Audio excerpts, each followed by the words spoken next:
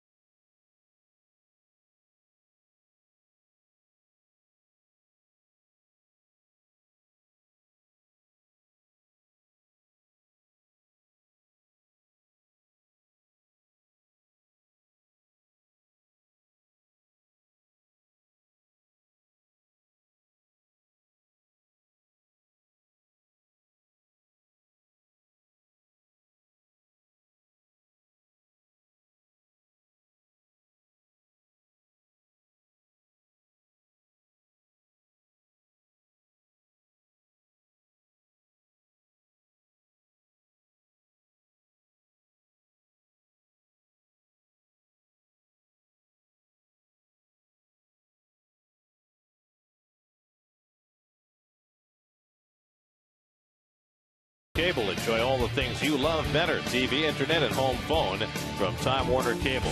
By Geico. By Bud Light. By New York Community Bank. By Dunkin' Donuts. America runs on Dunkin'. And by New York 811. Before any digging project, big or small, call 811 to get your buried utility lines marked. Know what's below. Call 811 before you dig. Mets and Braves tonight, opening a series as promised. Ron Darling and Keith Hernandez alongside. Matt Harvey makes his first Citi Field start after 3 starts on the road. And I can't ever recall this early in a pitcher's career so much discussion about a young pitcher's pitch selection. Well, the opening start in Arizona, he just threw predominantly fastballs, just a handful of changeups.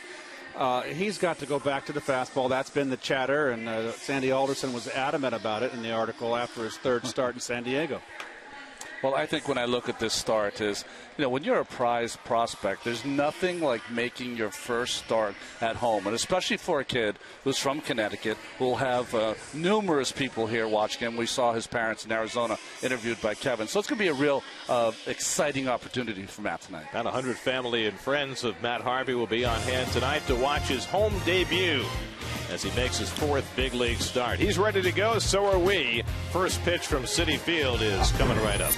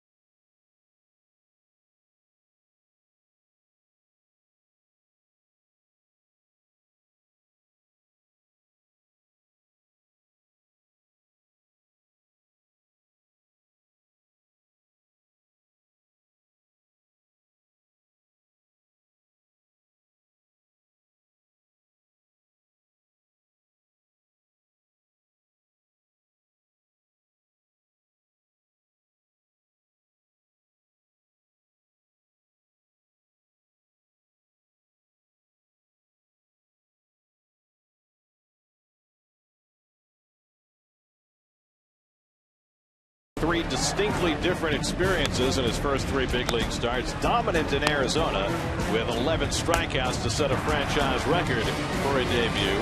Then in San Francisco, pitched pretty well, betrayed by his defense, and took a difficult time to the dugout. And a whole different story in San Diego, where he got tattooed. Extra base hit after extra base hit. And Harvey comes home trying to right the ship in his 4th big league start after getting beaten around by the Padres. And there is the pride of Mystic, Connecticut. And here is the Hyundai starting lineup he'll be facing. No Chipper Jones. He developed a sore back sleeping last night. No Brian McCann. He has a bit of a sore shoulder, and so Juan Francisco gets the start at 3rd. David Ross is always dangerous behind the plate. And Bourne, Prado, Hayward, Freeman, Ugla. A very tough lineup. The Braves 2nd in the league in runs scored, and that's the task Harvey faces tonight. Well, you see the right-handed hitter is surprisingly hitting .273 now. And honestly, it's only 3 starts, but the 23 strikeouts, of course, a Mets club record. And Alexis Mets defense. Murphy at first base, and 5th this season. So he's getting some first base time against the left-hander. Second time that Terry Collins has done this. A lot of it has to do with Cedeno getting the start at second base. He's just been, when he's getting his starts against left-handers, he's been driving in runs and being productive. And the other piece is that Ike Davis, since the 2nd of May, is hitting 149 against left-handed pitching, so he's sitting. Chipper Jones off today with the sore back and getting his first look at Matt Harvey, as are all of these Braves. He was a phenom at one time, of course. Chipper Jones, you talked about Cedeno, Keith, after the All-Star break, he's almost hit 400. Got to get him in there. And Andres Torres is going to play and bat leadoff today, and he's also been hot since the All-Star break. So Terry's going to try and ride as many hot hands as he can. Meanwhile, Freddie Gonzalez has a dugout full of hot hands right now. Braves have won 12 of their last 15. Their only impediment has been that the team ahead of them in the standings, the Washington Nationals, have been just as hot, winning 6 in a row, and the Braves remain 4.5 games behind in that National League East. However, the Braves have the top spot in the wild card standings. At the season ended today, Atlanta and Pittsburgh would be the 2 wild card teams in the National League. And I think one thing real quickly is that this is a veteran Brave team as opposed to a very young team over in Washington. It'll be a very interesting September. Michael Bourne will lead things off. He has been the catalyst for the Braves since they acquired him from Houston at the trading deadline last year. He's going to be one of the very interesting free agents on the market when this year is over. Meantime, though, 135 hits. That's 3rd in the National League. And Harvey's first pitch at Citi Field is on the way. And it's a fastball in for a strike at 93 miles an hour. Bourne hitting at 289. He's already scored 75 runs this year. That's 3rd in the league. And he takes inside, a ball and a strike. What is that? It's a golf net. People are hitting golf balls At the into baseball game? If this is, How about watching this kid pitch? go down to South Carolina and watch golf. Kiowa Island. Fastball high at 95, 2-1. We've seen Harvey top out as high as 98 miles an hour, more so in his debut in Arizona, when Terry Collins at least credited adrenaline for the extra velocity, but he'll sit between 94 and 96. And Bourne fouls off that fastball 2-2. Well, he's throwing hard early, and I just think that maybe I'm always saying the gun is a little bit too high in favor of the pitcher. It looks like he's throwing harder to me. Martin Prado on deck, then Jason Hayward for the Braves. 2-2 coming to Bourne, and he got in on his hands with the fastball, and he fouled it off. That was an impressive pitch. 2-2, came inside, sawed him off. That's what he did in Arizona. He tied up hitters up and in like that, and that makes if you want to use the changeup or the breaking ball, it makes it more effective. Again, the 2-2, and another fastball in on him. He didn't mean to do that. He overthrew that one a little bit, but still 2 miles an hour extra. Interesting, Michael Bourne. You look at Martin Prado. In the 64 victories for Atlanta, Bourne's hitting .321 in those games with 59 runs scored. He's a big part of this offense. Making Harvey work in this opening at bat, and that fastball missing low, and it's 3-2. I've been very intrigued listening to all the conversation by Dan Warthen, by Terry Collins, by Sandy Alderson about Harvey and his approach and what he should be throwing and how much he should be throwing it. 8th pitch of the at bat, and Bourne fouls another one back. I don't recall ever hearing those kind of voices. Now, those things might have been said behind the scenes in other cases with young pitchers coming up, but to have all of the powers that be who kind of have Harvey's career in their hands making as many public judgments about what he should be throwing, I think is kind of unprecedented. Well, we had Mr. Rusty Staub in the booth here, and I agree with Rusty when, after the first start, Terry Collins and Dan Warthen say he's going to come out, needs to throw more changeups. There's ball 4 to Bourne. A 9-pitch walk for Bourne to lead off the ball game. That's quite a good at bat for Bourne. And Rusty made a very valid point. Why do you have to come public and say all this? You're letting the other team know. He's going to, okay, I'm the Giants. He's going to throw more changeups today.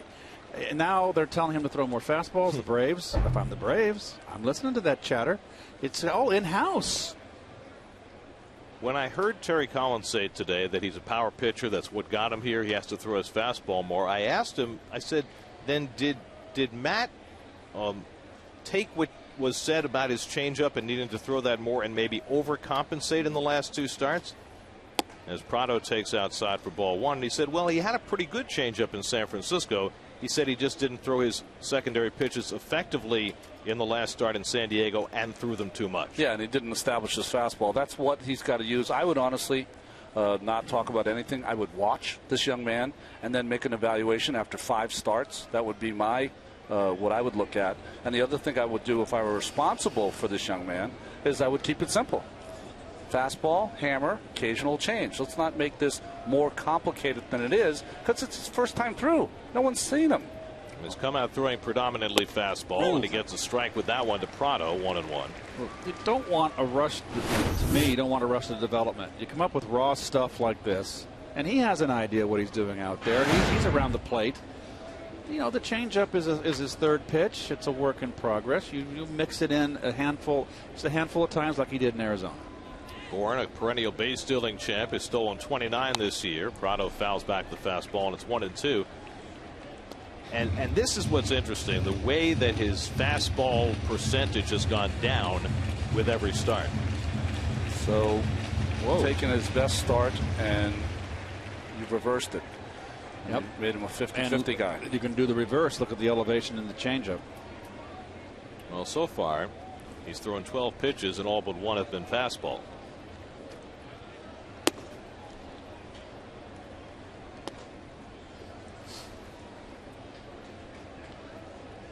Jason Hayward waiting on deck.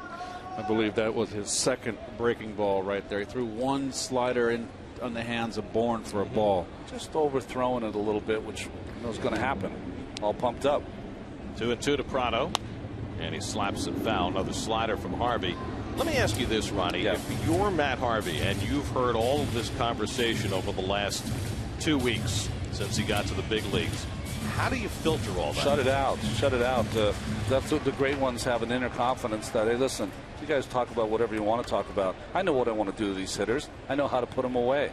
And that's what you hope when you bring someone up, that they're ready to do those kind of things. There goes Bourne. It's slapped to the right side. Murphy playing first base has the play to get Prado. Bourne advances to second. And a very good point right here. See Murph come off that bag, holding the runner on, and getting out into the cut. Look where he is. Now, if Murph had just kind of sidled out there 2 or 3 steps, that ball could have been through for a base hit, first and third. That's just good hustle right there. Now, Murph's greatest advantage as a defensive player is his aggressiveness. So 1 away now. Jason Hayward, who has found a home in the number 3 spot in the batting order for the Braves, turned 23 years of age yesterday. 18 home runs, 54 driven in, top 10 in the league in runs scored. And he hits one in the air, deep right center field. Back goes Torres to the warning track, back near the wall. It's out of here. Jason Hayward with his 19th home run of the year, a 2-run shot. And the Braves jump in front of Matt Harvey early, 2-0.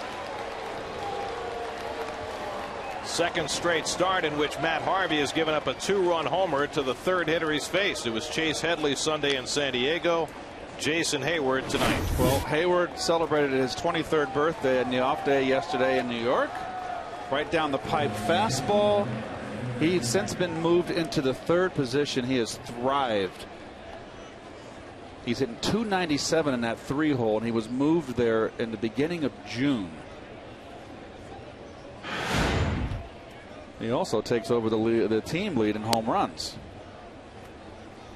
Well, what it tells you is that for all the conversation about what pitch to throw, if you throw it down the middle, usually bad things happen. Well, I think that's when we were talking about Matt in his last start in San Diego. Every pitcher, I don't care how fast you throw, how slow you throw, when you have a tough game like Matt had in his last start, 7 extra base hits, you're spending most of the time in the middle of the plate.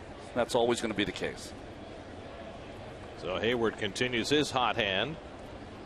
Now Freddie Freeman hitting a .279.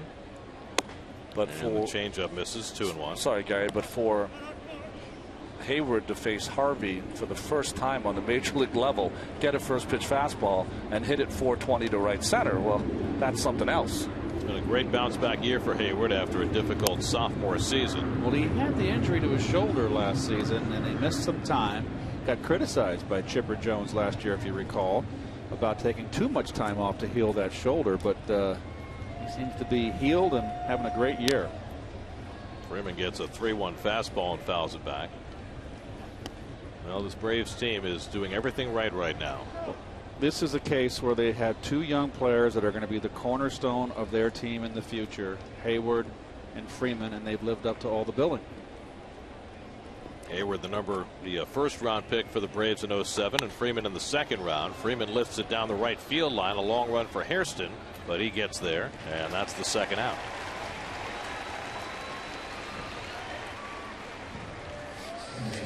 So 2 out and nobody on after the Hayward home run, and now Dan Uggla, who has just started showing some signs of life after a dreadful long-term slump.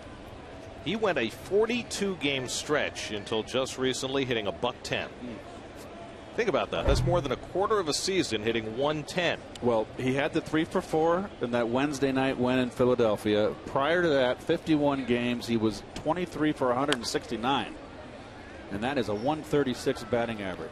Last 10 games, though, hitting 346, so he's starting to come around. Of course, he had the same thing happen last year. He had a dreadful stretch and then broke out with that huge hitting streak. He had the bad start last year.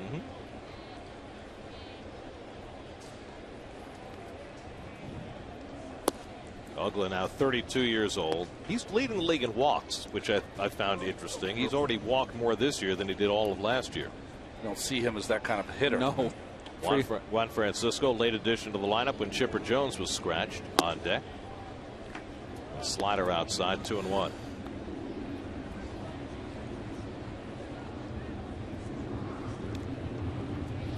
Harvey's still trying to negotiate this opening inning. 25 pitches deep. And he falls behind Uggla 3-1. Second straight hitter. He's fallen behind 3-1 after giving up the home run. You know what happens sometimes when you get hit by that first inning home run, you get a little hesitant about firing that ball down the middle. And he walks Uggla. That's the 68th walk Uggla has drawn this year, more than anybody in the league, and the second one that Harvey's issued in this inning. And a big meeting at the mound upcoming. Dan Worthen coming out, and so is the entire infield. So not the beginning that Matt Harvey wanted in his first home start.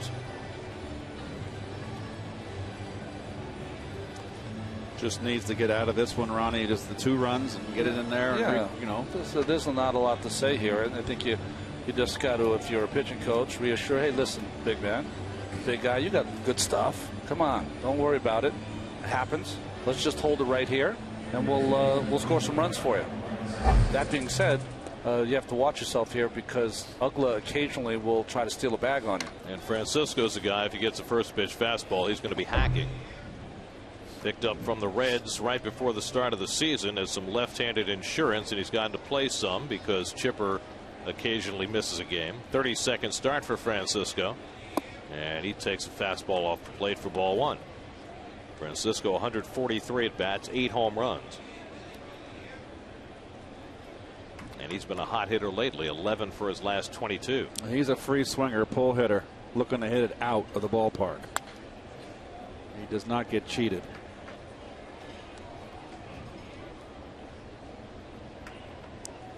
David Ross getting the start tonight. Brian McCann's shoulder has been acting up. He had a cortisone shot a few days ago, so Ross getting the start behind the plate tonight. Harvey about to throw his 30th pitch of this top of the first. And threw that one by Francisco, 1-2. Ouch. Got some giddy up. You got to dial it up a notch. As we used to scream from the bench when Doc used to throw it by everybody.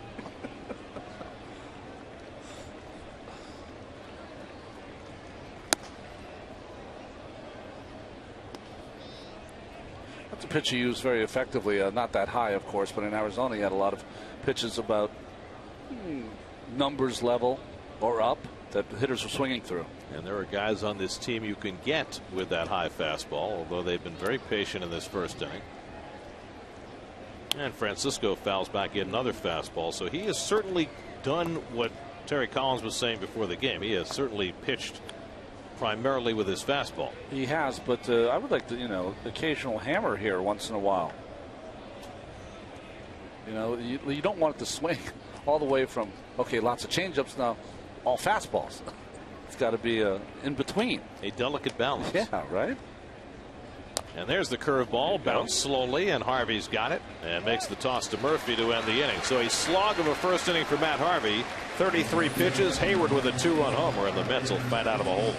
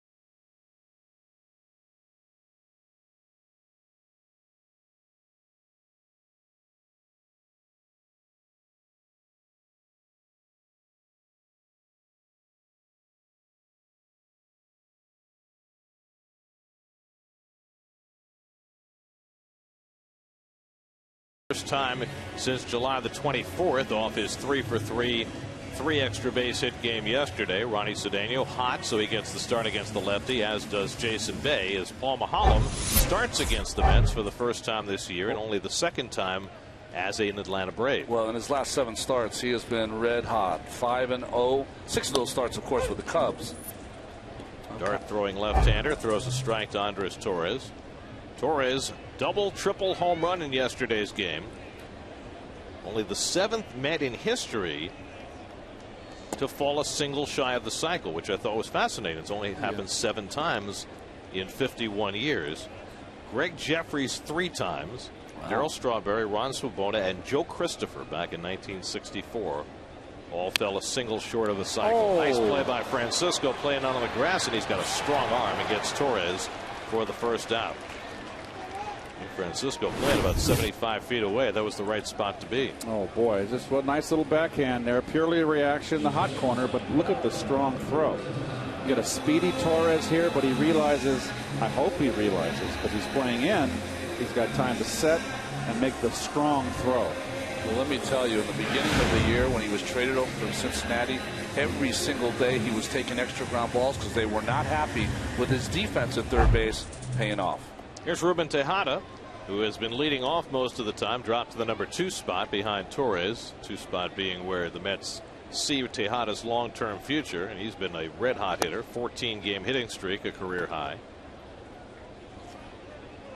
Ruben at .323 now for the year. Well, we're talking about fastballs, more fastballs from Harvey. Maholm is the exact opposite, and a left-hander. He just is equally judicious with all of his pitches. He changes speeds a little bit here, a little bit there. David Wright on deck. Well, Maholm will top out around 87, maybe 88 with his fastball. There's a changeup. 2 balls and a strike to Tejada.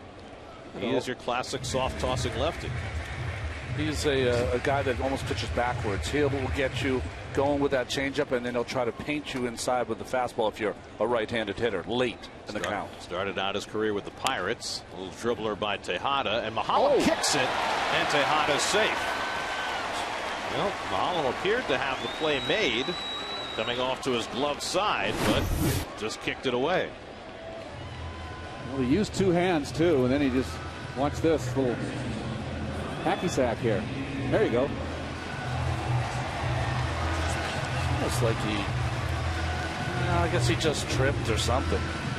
Kind of threw him off. He's a very good athlete. He'll score an error on Mahalam. And the Coors Light Braves defense. Paul Janisch at shortstop gives them the defense. They got enough hitting in this lineup. Of course, Chipper Jones with the bad back, and McCann with a little bit of shoulder issues. Ross catching Francisco at third. David Wright, it's a double play ball down to Francisco. The turn by Ugla in time for the 5-4-3 double play, and just like that, Mahalam gets himself through the inning. 2-0 Atlanta after one.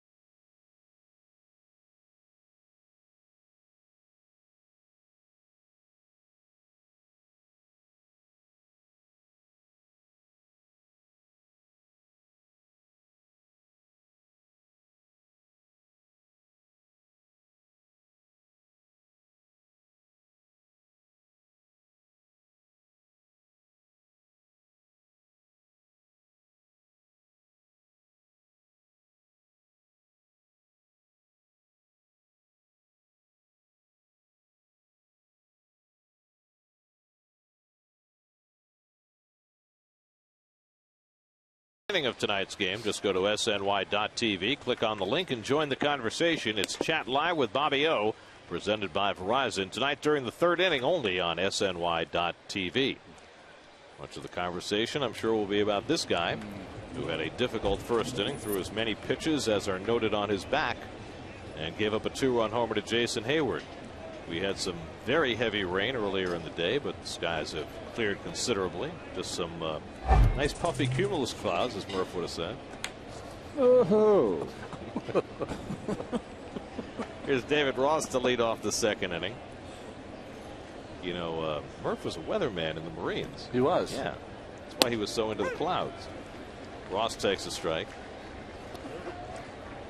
David Ross did something Wednesday he had never done in his career before. He stole a base at age 35, his first major league stolen base against the Phillies. So for a veteran like Ross, that's the equivalent of like a baseball bucket list, I guess. Check. Paul Janisch on deck, then the pitcher Mahalam. You know, Ross is a terrific backup catcher. It's his 30th start of the year. 6 home runs and just 107 at bats. In fact, the Braves have gotten more home runs from their catchers than any team in the major leagues.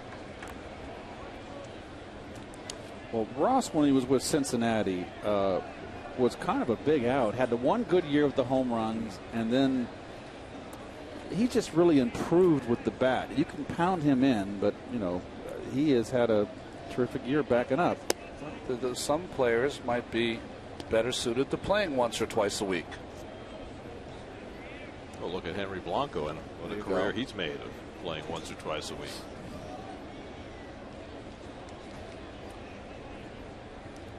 Now the 2-2 from Harvey. Just missed. Slider just off the plate. When I first came up, Ron Hodges had been the Mets' second catcher forever. Or third. Ron Hodges was called up, and Gary, you'll know this. Now, the only reason why I know it, a piece of Met history, is he was called up in 1973 from Double-A Memphis. Ball four, and so the second straight inning, Harvey's walked the leadoff batter. And the reason why he was, I don't know why he was called up, had to be an injury, but he was called up from Double-A, and I was with the St. Louis Cardinals affiliate in Little Rock. I played against Ron that year, and I remember we couldn't believe that someone could get called up from Double-A to the big leagues. Yeah. And he stayed the rest of his career. And in 1973, in September that year, he was at the end of one of the most famous plays in Mets history, the ball off the wall against the Pirates when the Mets were battling for the division title that year. Dave Augustine hitting one off the top of the fence, on top of the fence in left field, that came right back to Cleon Jones, relayed it to Wayne Garrett, to Hodges, who made the tag on Richie Zisk, and the Mets won an extra inning game that really propelled them down the stretch. And the top of the fence that Shea couldn't have been, what, 3-4 inches at the most? If that. Yeah, if that. Paul Janisch, the shortstop, who's been filling in nicely defensively, hits this one well to center, but right there is Torres, and that's the first out. Braves are down a couple of shortstops. Andrelton Simmons had come up and done a very nice job before breaking his finger, and Jack Wilson got hurt when the Mets were in Atlanta the last time. Tyler Pasternicki didn't hit much or field particularly well. He's on the team right now, but backing up Janisch. Holland's usually a pretty good bunter. It's going to be interesting to watch Harvey. He's very quick, good fielder for a big guy. Ross, a very slow runner at first, a guy you can get if he doesn't make a perfect bunt, and he fouls it away.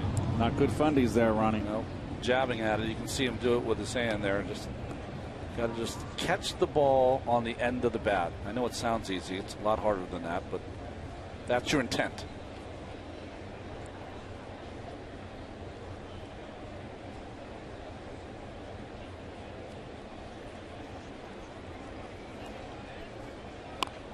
And Mahalam bunts it. Murphy's only play is to first. 3-4 on the sacrifice, moving Ross to second. Get to Citi Field this Wednesday at 8 p.m. for an international soccer match featuring the national teams from Ecuador and Chile. Call 718-507-TIXX or visit tickets.com now for your tickets. So the Braves have a runner in scoring position with 2 out for Michael Bourne, who walked and scored in the first inning. I mentioned that Bourne is a free agent at the end of this season. I don't know what the Mets offseason plans are and where their priorities are going to be, but you wonder whether they would be in the market for a guy like Bourne. I don't know at age 29 for a guy who is, who's a leadoff hitter and a perennial base stealing champ. How much money you have to pay? How many years do you have to commit to get a guy like Bourne? Well, I was talking to some of the people over there at the Atlanta Braves and asking them were they high on re-signing or trying to sign Bourne in season, and they said that their feeling is that Scott Boras is his agent and that he's going Olympic term, going for the gold. Well, it's his last big opportunity. That's right. Here's the funny thing: the team that has been willing to take on the most money over the last few months since ownership changed is not in the market for a center fielder. That would be the Dodgers. That's right. The Yankees, who perennially spend lots of money, they're not in the market for a center fielder. So that takes 2 big bidders out of play, and I think you can say the same of the Angels. Red Sox have Ellsbury. So it'll be an interesting market for Bourne if indeed the Braves do not re-sign him. Harvey trying to put this inning to bed ahead of the count 1-2 on Bourne. And the breaking ball misses low. 2-2. I don't know if the player thinks this way. I'm sure he does, but you were talking about the cornerstones having Hayward and Freeman. It'd be nice to hit in front of them for a few more years, wouldn't it? It's like 100 runs scored every year, easily.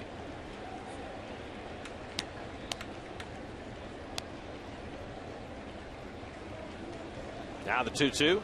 Another curveball, foul back. So back-to-back curveballs by Harvey.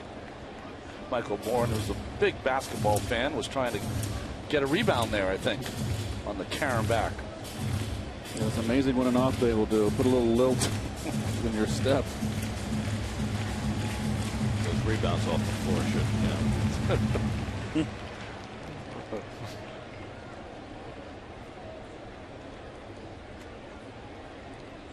Harvey looking for his first strikeout of the night. Bourne has struck out 110 times this year.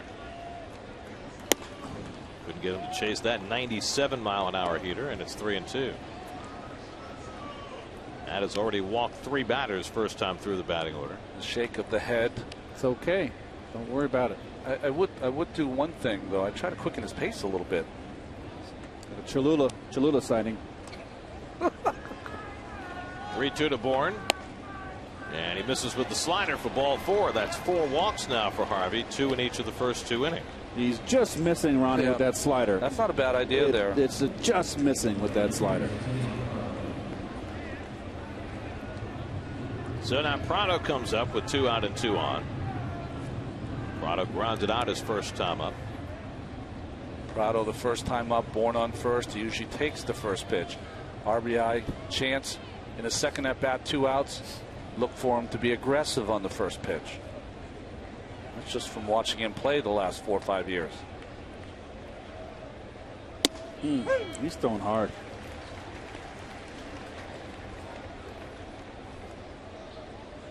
Looks like his ball's heavy too, Ronnie. Yeah.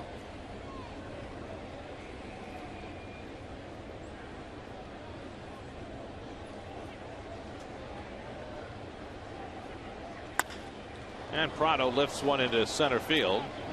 And Andres Torres has it lined up. And that ends the inning. So Harvey works around a couple of walks in the second. Keeps it a 2-0 Atlanta lead as we go to the bottom of the second.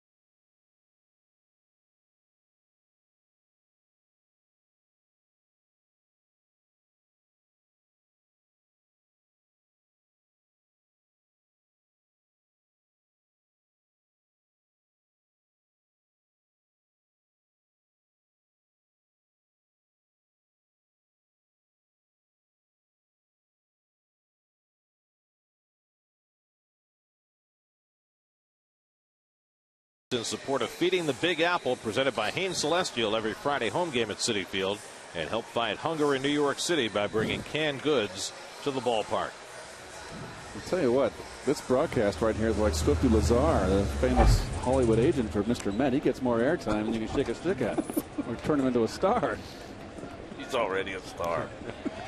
Swifty Lazar. Dan Worthen and the catcher Rob Johnson talking about Matt Harvey between innings. Scott Hairston leads off in the home second.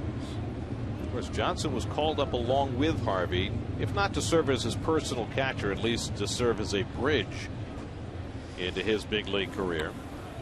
Hairston hits the ground ball right at Yanish, and that's the first out. And Johnson is catching Harvey for the 3rd time in 4 starts now. And again, he's not going to be his personal catcher, but he certainly knows Matt from all his work in the minor leagues. Well, I'm sure he's telling him that slider is wicked and it's just missing. Where in Arizona, he was just pinpointing it. You know how you can become a personal catcher? Have to throw a gem. Become a personal catcher. Right. Tim McCarver for Steve Carlton. Anybody but Javi Lopez for Greg Maddux. Right. Here's Daniel Murphy with one out and takes a fastball. You know, it's funny, but then when they got in the playoffs, you had to play Javi. Exactly. And Maddux was never a very good postseason pitcher. Murphy hitting at 302, 295 against lefties now. He's really swung the bat much better against lefties lately, and he has the Mets' first hit of the night against the left-hander. So a one-out single for Murphy.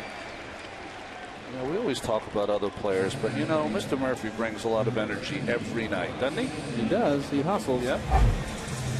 Now Ronnie Cedeno, who has swung the bat very well, particularly since the All-Star break, and that's why he's getting some more playing time, particularly against the lefties. Ronnie, in 15 games since the All-Star break, is hitting .393. And for the year, hitting .345 against left-handed pitching, which is far more than the Mets expected from Cedeno.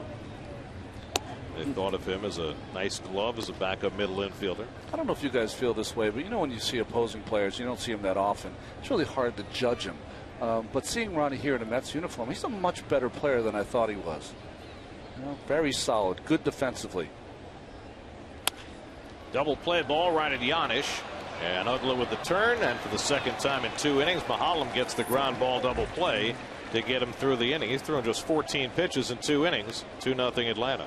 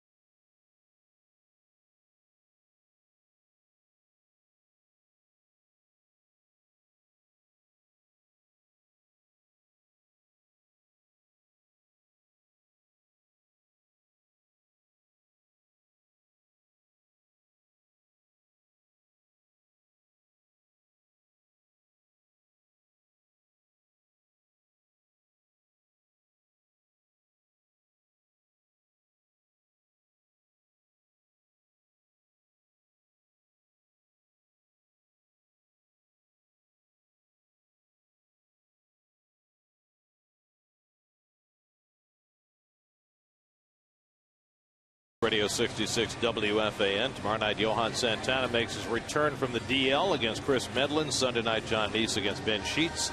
Then the Mets head off to Cincinnati and Washington on their next road trip. Well, this is kind of neat. Watch this. This is Olay. Ballet dance. Very nice. He's a hard-nosed player. You know, we've seen a lot of Dan Uggla over the last number of years with the Marlins and then with the Braves. He grows on you. Yeah, he does. Well, I was really ultra critical of him early in his career, and he's won me over a long time ago. He's someone that comes to the park every day, plays hard, and he doesn't get cheated. He takes his rips. Jason Hayward turned around the first pitch he saw for a 2-run homer against Harvey in the first inning.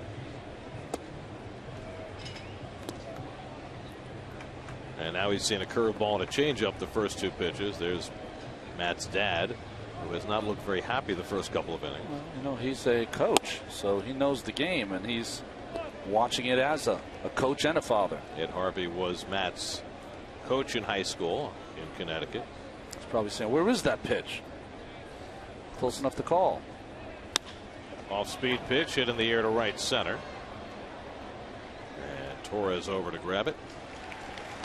3 putouts already for Torres tonight, 1 away in the 3rd. Well, you know, it's interesting with Torres hitting so well of late and being able to be in the lineup. We've talked, the 3 of us, about Tejada really ideally suited for the number 2 position. And really, the Mets, really the only leadoff hitter they really have would be Torres if he can be productive. Well, that was the plan going into the season. Yep. He was supposed to be the leadoff hitter, and then he got hurt opening day. And then was not productive early in the year and got dropped down in the order. He's starting to get that fastball in now on the inside corner. Working a little quicker, too, getting a little rhythm. Freddie Freeman rips one off Harvey. It deflects to Cedeno. Will have the easy play. The 1-4-3 putout. Now the concern for Matt Harvey. And he just says, give me the ball. Yeah, he does. You do not want the whole team coming out there. I mean, I know they're doing it and they're supposed to do it and you want it, but as a pitcher, I'm just saying, as a pitcher and competitor, you just got smoked by a hitter who hit a ball off you. You don't want everyone coming out to let everyone know that that happened again. You know what I mean? Took one off the thigh, it appeared. I mean, they're doing the right thing, of course, but as I'm just saying, as a competitor, you don't want that to happen. He'll have one of those Wally Whitehurst bruises after the game.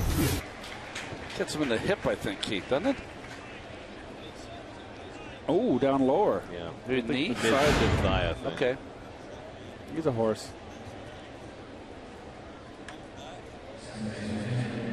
That's where 6'4" and 235 pays off. Yeah, right.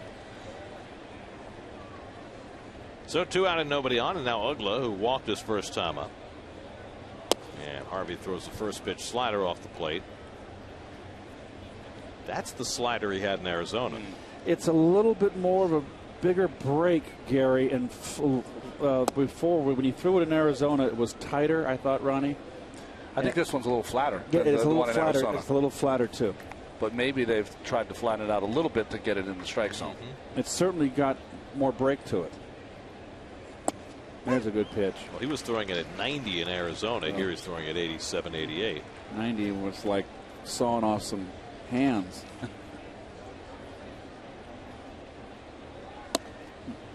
And Ugla lays off the fastball, 3-1.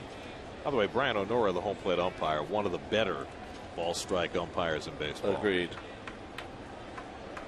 You could tell he's into it back there. 3-1 to Ugla, and he hits one deep but foul. Oh, made it into the second level of the promenade down the left field line, the uppermost portion of the ballpark. Didn't see too many hit up there. Well, Ugla had 29 home runs last year that when his club was behind. There's ball 4, and Ugla draws another walk, his second of the night, and Harvey's 5th in the first 2 2/3. He had walked only 7 batters total in his first 3 starts. Well, we've talked so much about his pitch breakdown, and look what a radical change tonight going to the fastball. But again, I think what Keith was alluding to, you can't have the pendulum swing all the way. You know, you want to try to mix it up. He got a good changeup on Hayward that he flew out to center field. I'm always fearful of this young man on the first pitch because he wants to hit a home run as soon as you let the ball go. Hit a comebacker to Harvey his first time up. By the way, just to put it in percentage terms, that graphic we just showed 70% fastballs tonight after 54% in his last start. Well, you know what? When you're throwing hard like this and predominantly fastballs, you can get away with a hanger or a changeup you leave out over the plate if you establish in. And the curveball swung and missed, and it's 0-2 to Francisco. That's a good downer there. That is a good downer. Now, Ronnie, we've seen him throw curves. We've seen him throw his slider. Does he need to concentrate on one or the other, or can he refine both at the same time? I'd have to be honest and say I've got to watch him more, Gary. You know, I've got to see him a few more starts before I can see whether he can throw both. Because the problem with throwing a curveball and a slider is that they both become the same pitch after a while. It's hard to have a distinct difference.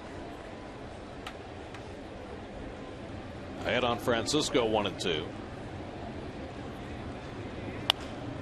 And he pops one up into shallow right.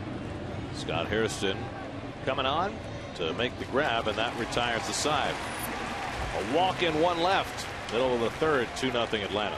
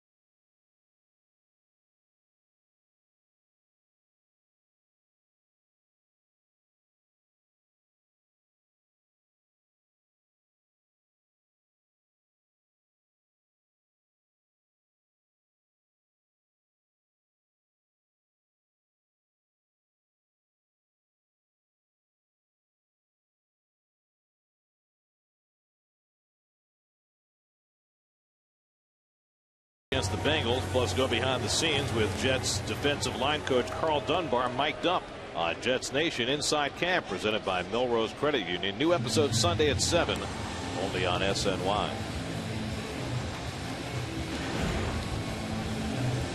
Well, I always find this interesting. The one thing where Danny was rolling his arms is well, we mentioned that his tempo was better, but I will say when I pitched, I honestly did not want really to speak to anyone. I would really want to get ready for my at bat, but that is today's game.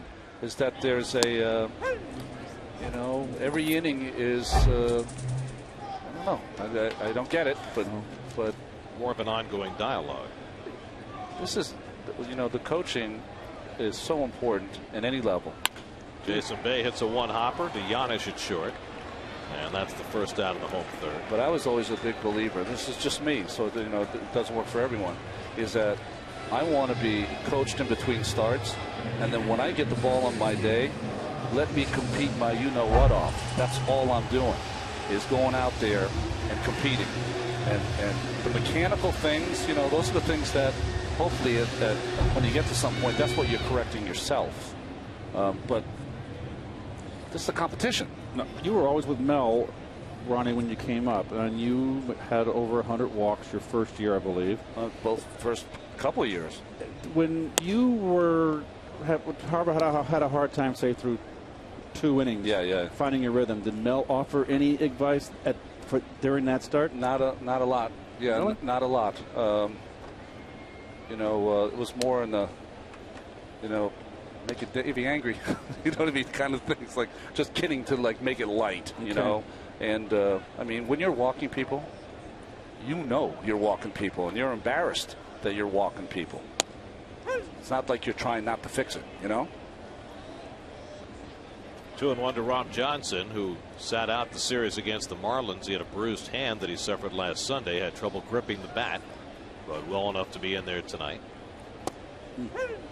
I think Mel had, Keith, the patience to say, hey, this is an ongoing project. We're not going to fix it within one start.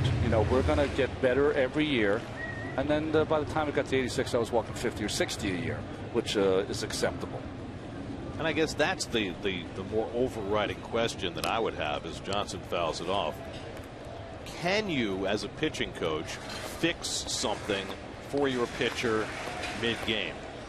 In terms of what he's doing, or is the conversation simply about what to throw to what batter at what time? No, I think what to throw to what batter I think is can be destructive in fact, because you end up talking a lot about this guy hits this, don't throw that. Hayward over near the sidewall to grab it in fair territory for the second out. You know, don't throw first pitch to this because this guy will always hit that. You want to say it's all pointed from the pitcher's perspective. How are you, with your great stuff, going to get this guy out? Well, this is what we can do.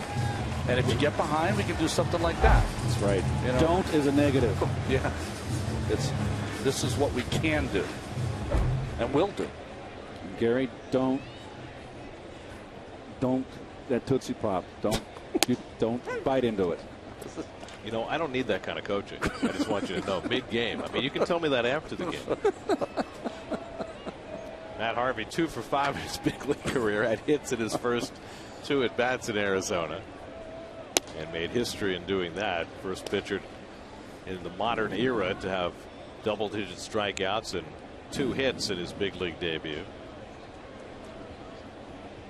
And as his father said when Kevin interviewed him during that first start, hey, he grew up as a hitter. He's got a good swing. Got an idea. Yes, he does. He's an athlete. Told me he's been a pitcher since he was a little kid, but he loved catching. He said that was great. Kids love putting the whole gear on, right? I guess it's that if you want to be the goalie in hockey, that kind of mentality. You know, the one thing I've seen, guys, is that you got offensively, you got a 5-3, have a double play pull. Hairston pulled the ball to the left side. Cedeno did in Bay. Is that if you're going to hit Mahalam, you got to go the other way. Most of his pitchers are away. I mean, it's not that different from facing Glavine. Glavine in the day, exactly. Mahalam started out with the Pirates, signed with the Cubs as a free agent this last winter, and came over in the deadline deal. Now his second start for the Braves. His first one, he pitched well, 7 innings, 3 runs against Houston, but lost that game 3-2. But coming off a month of July in which he made 6 starts for the Pirates, went 4-0 with a 1.23 ERA. I mean, that's a month with the Cubs, I should say. 3-2. And Harvey hits the roller up the middle, and Giannis throws him out, so it's a 1-2-3 inning for Mahalam. He's faced the minimum through the first 3 innings and carries a 2-0 lead into the 4th. Thank you, Ron. That's a nice game plan.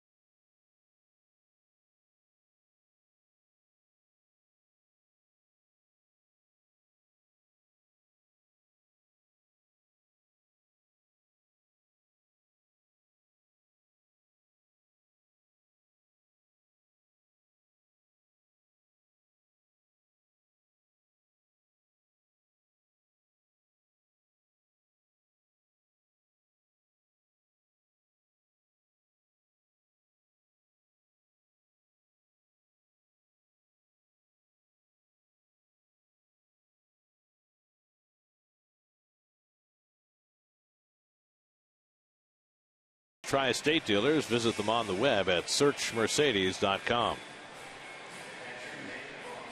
Matt Harvey will get the lower third of the Braves batting order in the 4th inning. Matt has already walked 5 batters, which equals the most that he walked in any minor league game this season. 68 pitches through 3 innings, so he needs a couple of efficient innings to get himself deep into this game. No, I like this tempo last inning. Yes, I mean, it's 2-0. So you got to, hey, I put up a couple zeros now. Let's get on a roll. It's also pitching in New York on the big league level under a microscope. It's only his 4th start in the big leagues, and it's a big focus on his pitch selection. So, and I liked we showed the shots of him in the in-between innings last time. He's talking to himself. He really pushes himself hard. I really like it. He's a perfectionist. I can see that. And that's what it takes in this game, trying to make yourself better each time with each experience. David Ross will lead things off in the 4th inning. Ross drew a walk his first time up. You'd rather that than the lethargic attitude, wouldn't you? Yeah. It's good to see. Yep. He's not happy with what's going on here. He's going to try to change it. Well, I think that Terry Collins put it best talking about Harvey. He said he doesn't want to be good. He wants to be great. And those people are few and far between. Threw the ball right by Ross. And this is an inning to build on right here, Ronnie. I mean, you said the 3rd inning last inning was his best inning. Well, let's see if he just builds on it. Got 7, 8, 9. Should be a good inning for you.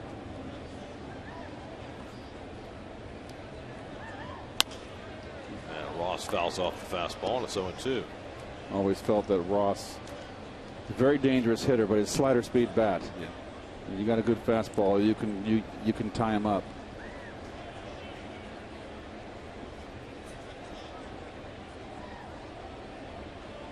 Harvey looking for his first strikeout of the night.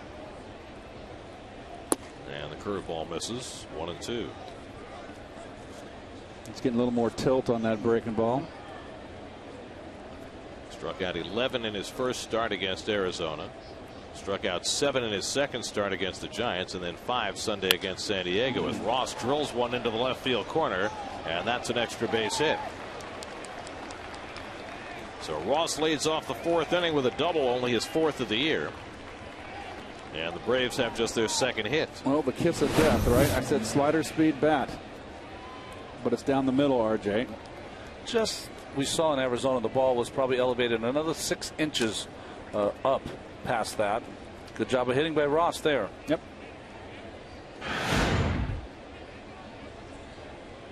So a runner at 2nd and nobody out. Now Paul Janisch, the number 8 hitter, fly to center his first time up.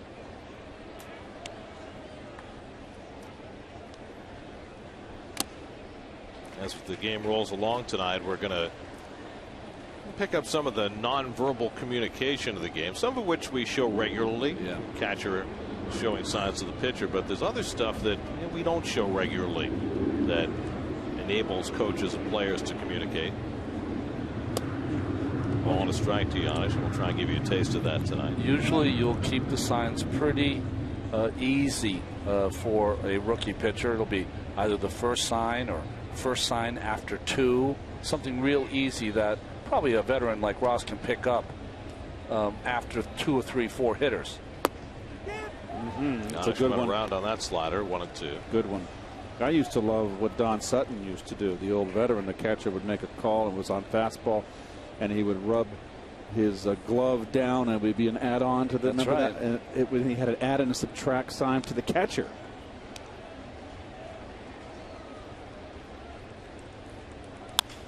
Loop, shallow right. Hairston coming on, diving, and he made the catch. Terrific play by Scott Hairston for the first down. Boy, that's a play that he needed, Harvey needed. He sure did. And this is a fastball down the middle, wanted in. Janisch without the power. Hairston playing in makes a nice play. Sometimes making good defensive plays is knowing what the situation is and whether you should take that extra chance. How about the looking the ball into the glove? That was great shot. So Ross still at 2nd with 1 out. Now the pitcher Mahalam, who sacrificed his first time up. He's just 3 for 41 at the plate, but one of those 3 was a home run. And he takes a rip at a fastball, 0-1. You know, Keith, what you were saying was pretty cool. Don Sutton would get the sign from the catcher would be 1. So he'd rub his pant leg. That was an addition. That made it 2. So he's going to go with the curveball. Or if he rubbed it 3 times, he had 4 pitches, it'd be the 4th pitch.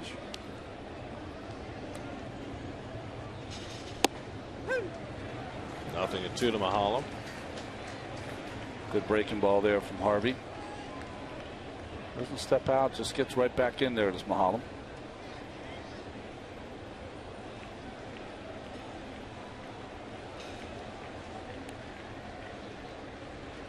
And the curveball, strike 3 called, and Harvey has his first strikeout at Citi Field.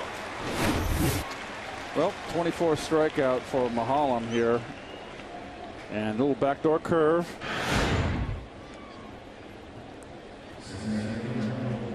So 2 out. Ross still at second after the leadoff double, and now Michael Bourne has walked twice in his first 2 plate appearances. By the way, Harvey with 23 strikeouts through 3 starts. That's a Met record for the first 3 starts of one's career. The Met record for 4 starts, first 4 starts, is 26. So he would need 3 tonight to match that, 4 to break it. It's held jointly by Dick Selma in 1965 and then Doc Gooden in 84. Dick Selma was a little guy that threw bullets when he came up. Another Fresno guy, right? Fresno, he grew up with Tom Seaver.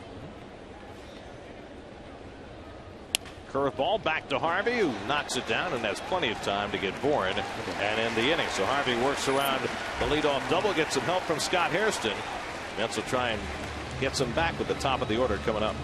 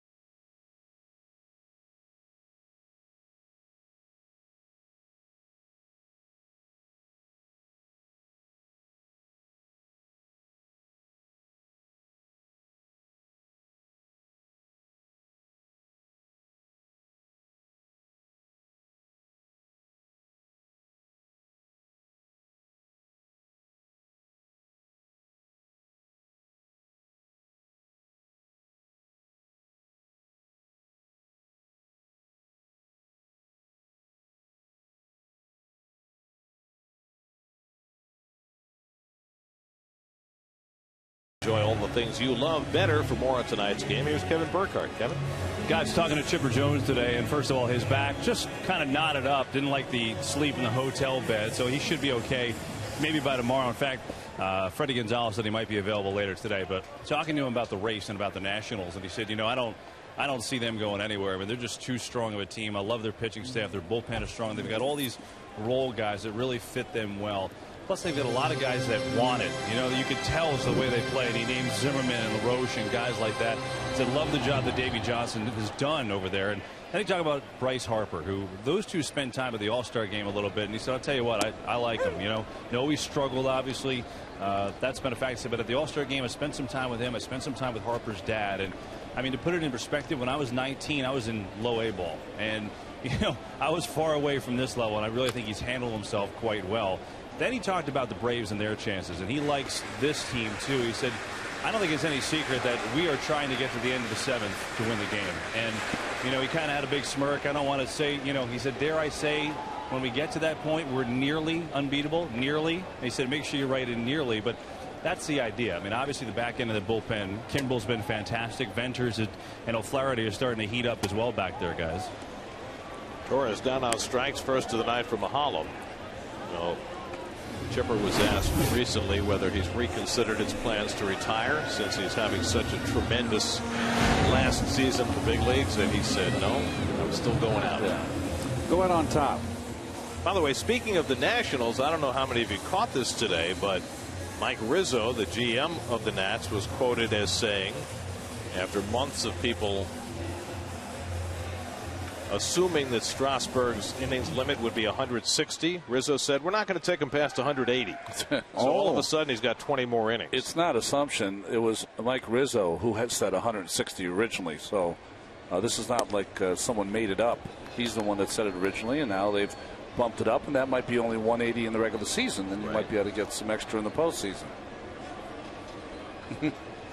I've thought all along that 160 would get stretched somewhat. I'm not saying similar, but it's like sticking to a pitch count on June 1st here when Santana was pitching. Sometimes you just can't do any of those things. You have great intentions, but sometimes it just can't happen. I think they're going to have a little pennant race with the Braves for the final, 8 weeks of the season, 7 weeks.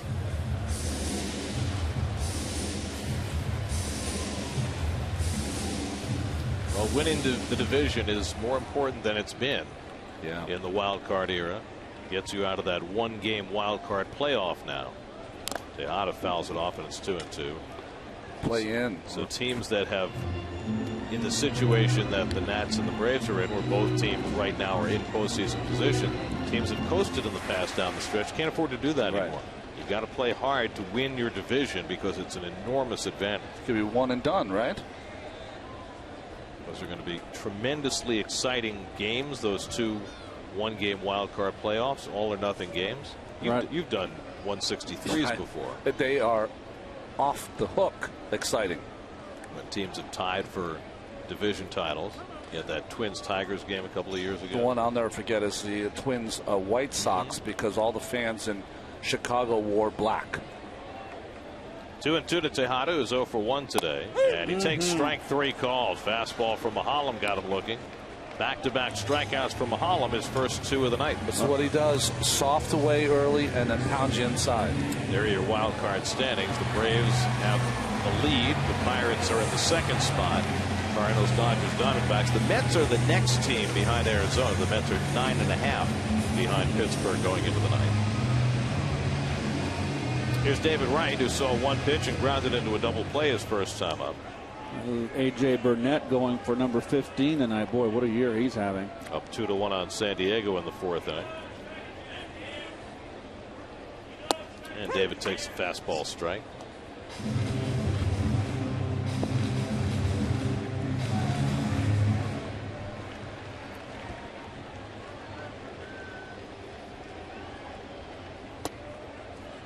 And a cutter from Mahalam misses. A ball and a strike. You know, this is the best cutter, Gary, slider combination that I've seen Mahalam have. I've always thought of him as a kind of a sinker, changeup pitcher, but he's using that breaking ball much better. And David gets one in the air to left center. Playable for Bourne or Prado, and Prado will take charge. And that retires the side. So Mahalam has still faced the minimum over the first 4 innings. Mahalam and the Braves with a 2-0 lead on Wright and the Mets as we head to the 5th.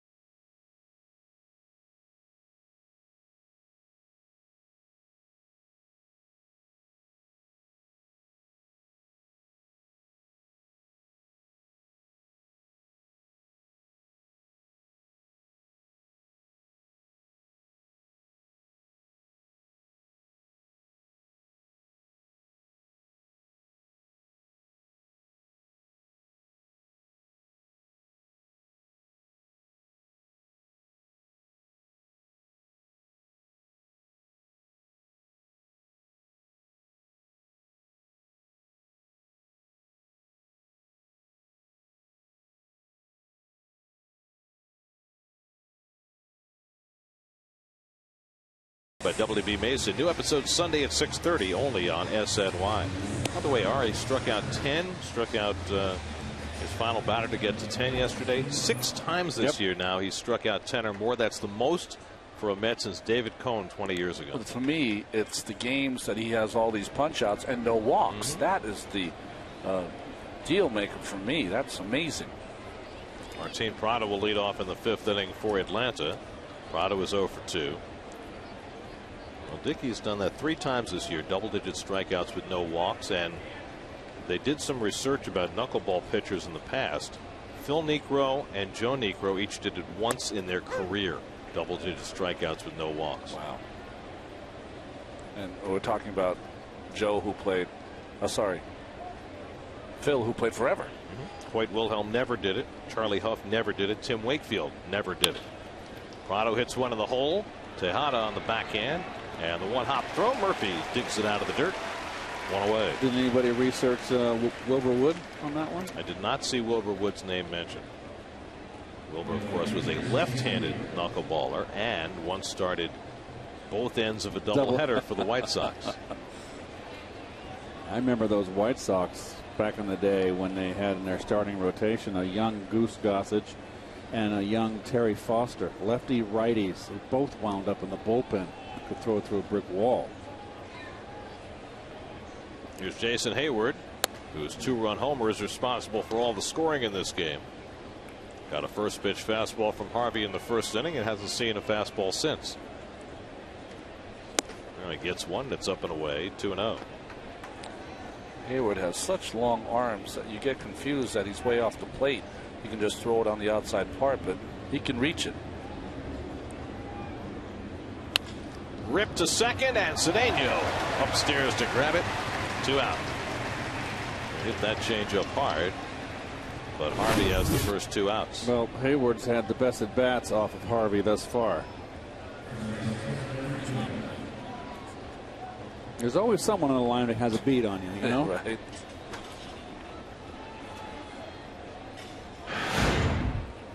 So Harvey bidding for his first 1-2-3 inning of the night, facing Freddie Freeman, who drilled one off Harvey's thigh and was thrown out by Cedeno his last time up.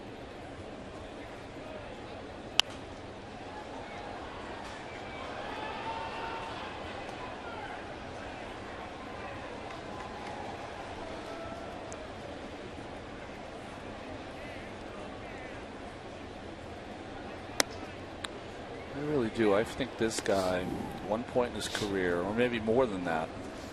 Let's see Harvey's pitch totals. Freddie Freeman, I think he's going to be a guy that's going to contend for a batting title one year. Nice Slaps pitch. one down to third, and David Wright handles it. So the easiest inning of the night for Harvey as he gets the Braves out 1-2-3. Halfway through at Citi Field, 2-0 Atlanta.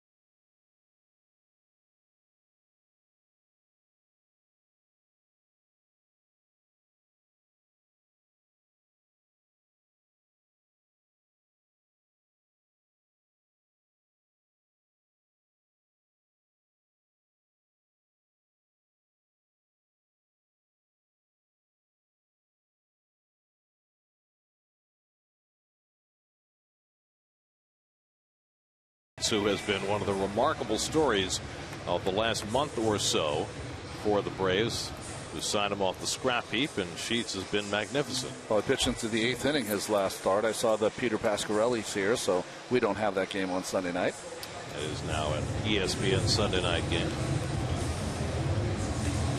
Let's see. We go on the road after that to Cincinnati and Washington. I know you're making that road trip. Yes. Ron. And I also know that Keith, for some reason, is not working tomorrow. Nope. So this is like it for you for a week and a half. I will be back the beginning of next homestand. This is my last break, and then it's to the whip. How many vacations does that make this year? Well, I insisted on. Walked by Hairston, and Freeman's got it. One away. I insisted of Mr. Gowdy that if none of this 2 days off here, 3 there, I wanted a week in between. Once in a while, just give me all you want, and give me a week to rest. You drive a hard bargain. Did you consult the producer when you went with us going to the whip for all of September? You know, all three of you know that Mr. Gowdy makes the schedule, and we abide by it.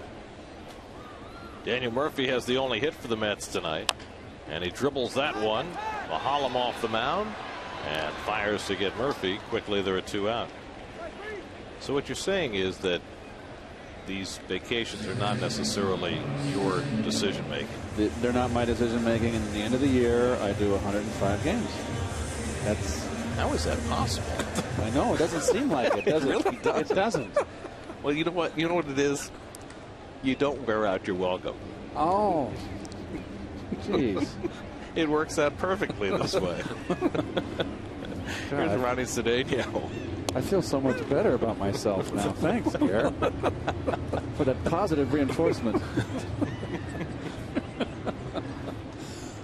Cedeno grounded into a double play his first time up. Mahalam working that outside corner with a changeup, 1-1. I just realized on Mahalam, I mean, Harvey's only given up 2 hits, and Mahalam only 1. And he's thrown only 46 pitches with 2 out in the 5th. And Cedeno pops one up. Ross coming back for a look, but that's out of play. Well, we told you before, Gary mentioned it, you know, his last 7 starts, what he did in July, it's all a lot of zeros and a lot of low ERA.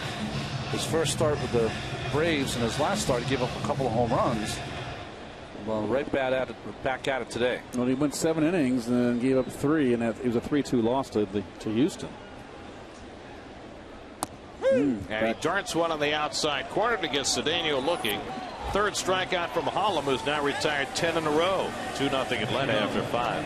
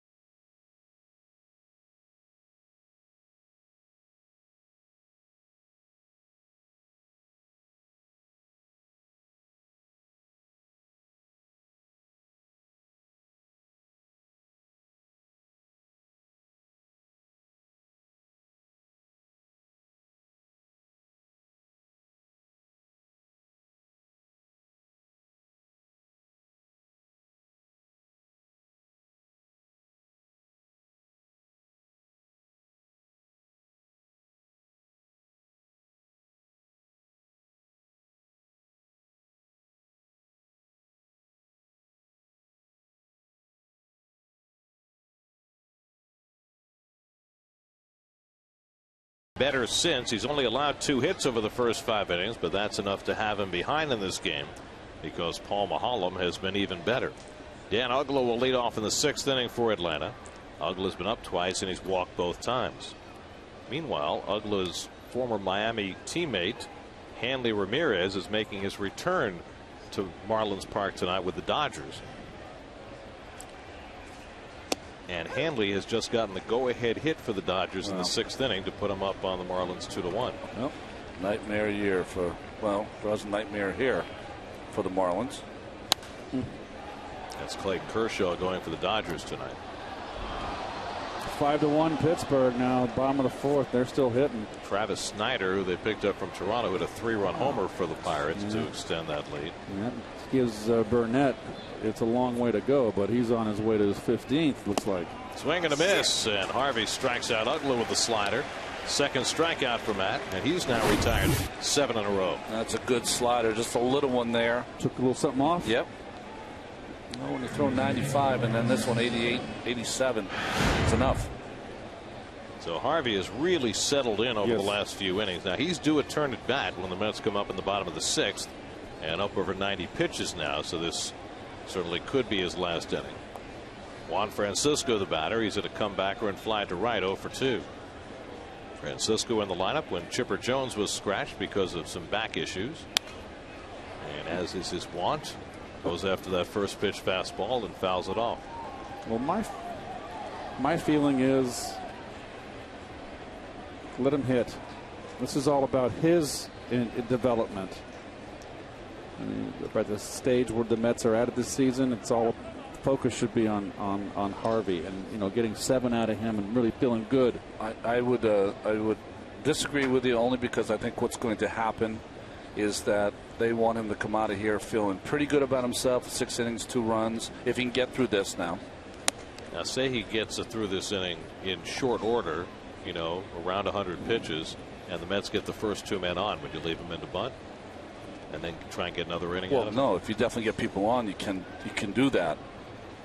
But you're saying he gets through the order quickly. There's a nice curveball by Harvey to get out of Francisco 1-2. He's the 3rd batter next inning, Ron. Nobody on, 2 outs. Would you hit him? I'd hit him. I'm not familiar with the pitch counts in the minor leagues, but I'm sure they're at the 105, 110 level. Well, we saw him throw 106 in his first start against Arizona. You see the fastball at 63%, which is right about where he was in that first start against the Diamondbacks. He threw 92 pitches, or I should say 91 pitches in the start against the Giants, and then 81 his last time out when he struggled against San Diego. One thing he hasn't done yet, and he's tried to, and he's made some good pitches early in the count, is these left-handed hitters, he has not darted one inside when he's gotten 2 strikes. Johnson moves away, and Francisco shoots one down to third. David Wright with a nice backhand play for the 2nd out. Well, I'll say one thing about David, and we've said it, this is the best third base he's ever played, and he's been struggling the second half of the season. And getting his hits, but not having the first half, the second half that he had in the first half, it has not affected his glove. He is certainly in line, you would think, for his 3rd career Gold Glove. Probably a better fielder now than when he won those 2 Gold Gloves. So 8 in a row retired by Harvey. David Ross was the last man to reach. He doubled into the left field corner, leading off in the 4th.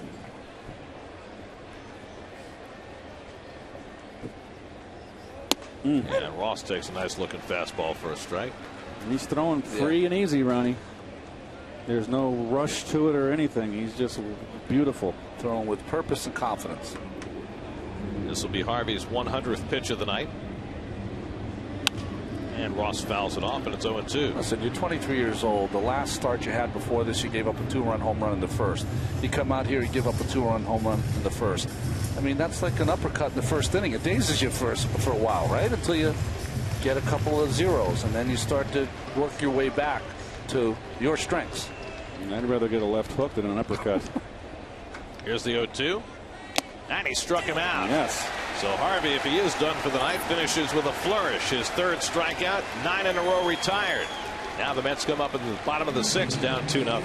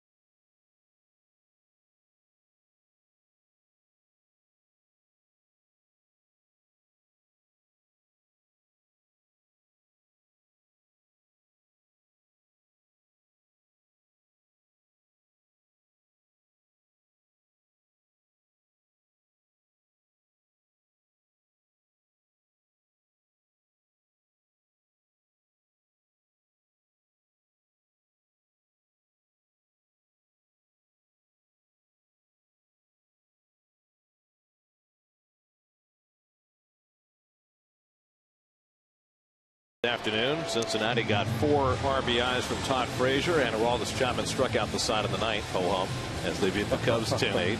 Travis Snyder's 3-run homer. We mentioned Pirates lead the Padres 7-1 now in the 4th inning, and Hanley Ramirez with the go-ahead hit. The Dodgers got 4 runs in that 6th inning and lead the Marlins 4-1 in the bottom of the 6th.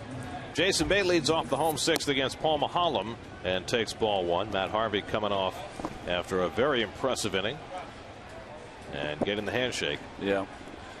Well, I tell you, I'd be tempted if I were losing 2-0 to use the other entrance to the dugout. Never want to walk past the manager. Well,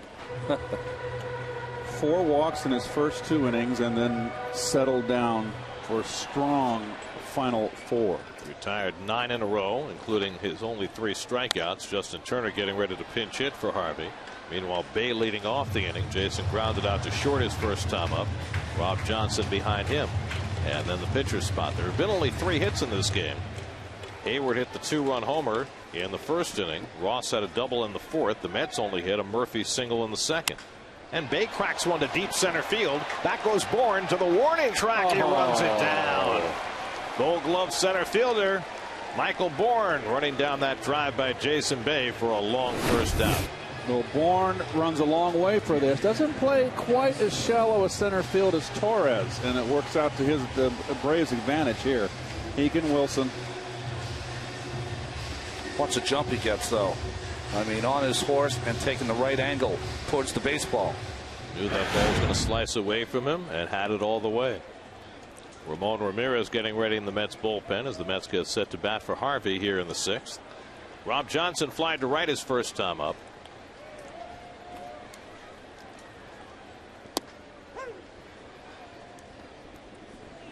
We don't talk about it enough as we see Justin Turner on deck. How important it is for a pitcher to get that first out on a ball that looks like a double in the gap. Well, the Braves had that for years. They had Andrew Jones patrolling in center field, and it enhanced an already magnificent pitching staff. And now they have a slice of the same thing with Michael Bourne. And it really makes you wonder. We were talking earlier about the impending free agency for Bourne. How do you let a guy like that walk away unless you have somebody of equal skill to replace him?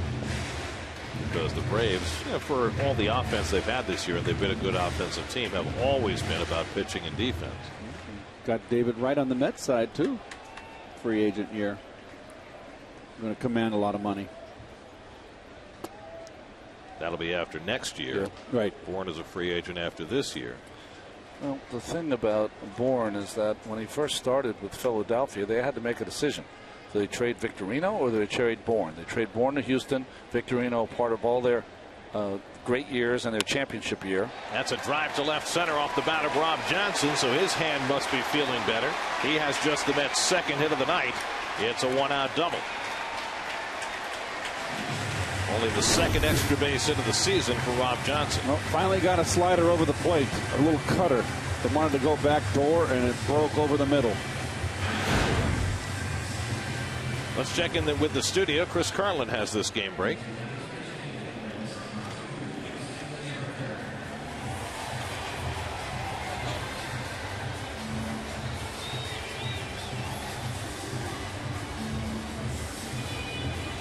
Kyle Loesch is very quietly having a magnificent year pitching that game for the Cardinals.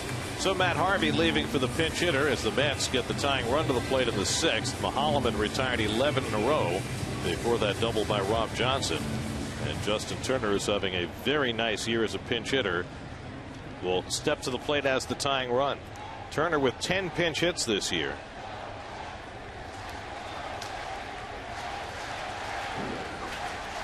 Let's check in with Kevin. And Turner in his career, Gary, over 350 runners in scoring position. I asked him about it. He said, look, there's a couple things. I pay attention during the game. I see at bats. I watch what guys are doing. I'm really into the game. That's number one. Number two is I feel like I have the confidence to go up and win that battle every time. Not like I'm going to win it every time, but I believe I'm going to do that. I mean, I think if you don't have that, you can't possibly succeed in exactly these situations. Late game, team needs a big hit, and he's been great at that. Batting here with Johnson at 2nd and 1 out, and he takes the changeup low and away, a ball and a strike. So Mahalam in his first spot of trouble all night long. It's the first time the Mets have had a runner as far as second base. Andres Torres, who's hitting leadoff tonight, waiting on deck. This should really play into Turner's hand, though. He's a guy that naturally likes to go the other way against the pitcher who spends most of his time on the outside part of the plate. Coming in here, though. Off the fist to second base. Ugla comes in to grab it on a difficult hop. And that's the second out as Johnson moves over to third. And Paul had a lot of English on it as Ugla picked it up. And Ugla fielded it a little. I know it was a big hop, but a little casually. He never makes an infielder very nervous of those sidewinders. It makes you very nervous. So now Johnson is at third with 2 out. And Torres coming up. Torres was robbed of a double on a nice backhand play by Francisco at third base in the opening inning. Then he struck out in the 4th. Corners in against Andres with a runner at third and 2 out. And he breaks his back. Slow ground ball for Giannis, who avoids the barrel of the bat and throws out Torres to end the inning. Great concentration by the shortstop Giannis with that barrel sailing right past his foot. No problem for Giannis, and it gets Mahalam through the bottom of the 6th inning. Incoming. Still 2-0 Atlanta. He doesn't have ADD. Gee.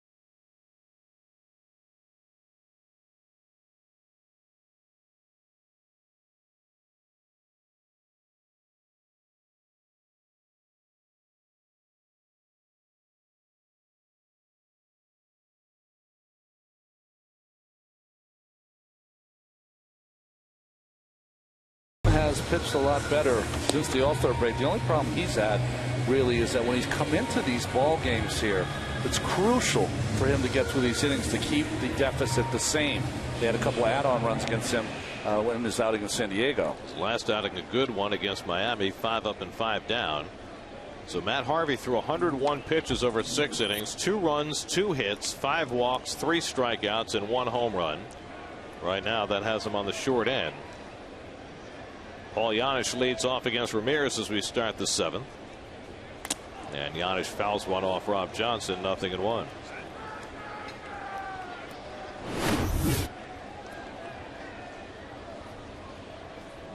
Oh, and that one got the home plate umpire. Ryan O'Nora.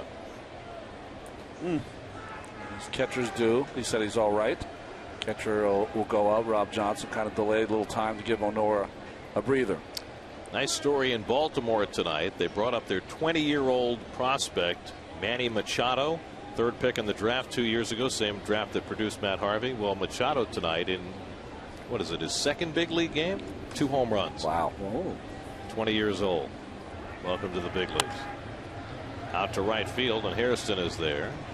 And Giannis retired, 1 away.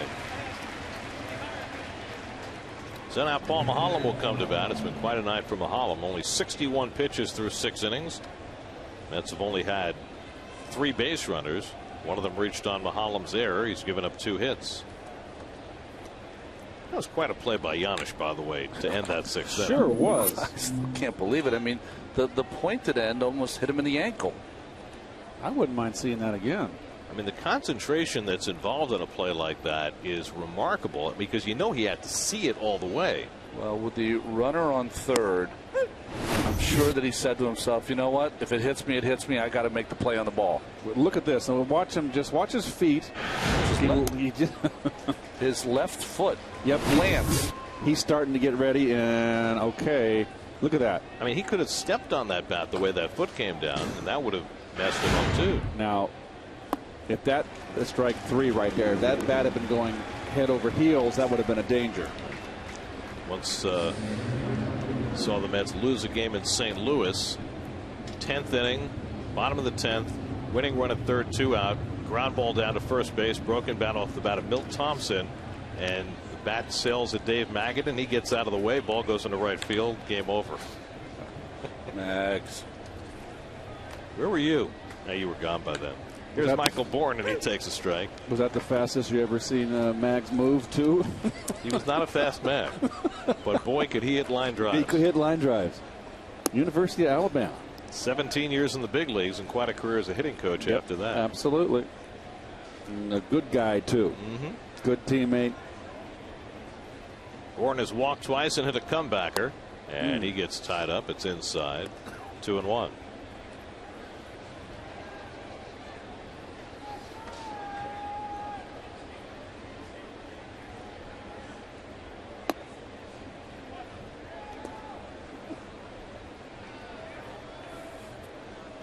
Unlike some leadoff hitters, you got to be careful. Bourne's got some pop. 9 home runs this year, and that one skips in for ball 4. So Bourne walks for the 3rd time tonight. And in this situation, with 2 out, very much a threat to steal a base. That's 6 walks given up by Met pitchers tonight, and Martin Prado will come up. You know, we've talked a lot about the Braves and their offensive resurgence, and about Chipper, and about Hayward, and about Bourne.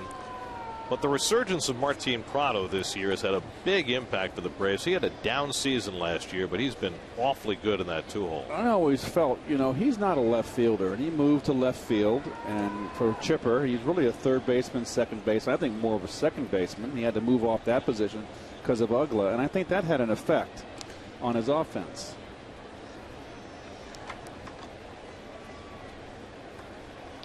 We've been showing you nonverbal communication tonight. Well, Wright is the corner infielder, and if I'm David Wright, I want to know when a changeup's coming. And Wright cannot see the signs because his angle is impaired. But the middle infielders can always see the signs. They know the pitch. If it's a changeup, some kind of late signal after Ramirez breaks from the belt, a name call, I don't think they do it. And then I know, or David Wright knows, it's a changeup, and that's a pitch that Prado might get out in front and be more tended to pull. Now, what they're doing right there is saying who's going to cover second base. Open mouth, closed mouth. So, yes. So they're not doing any of this stuff as tipping off. And this is a guy right here, Ramirez, who likes to throw his changeup, Ronnie. Yep. I'd want to know. If it was a left-hand hitter, I want to know. And only Cedeno can tell me when a changeup is coming. Now, the key from Ramirez, this is all the anatomy of an inning. He's got to keep the runner close. Bourne with 29 steals this year. Good fastball.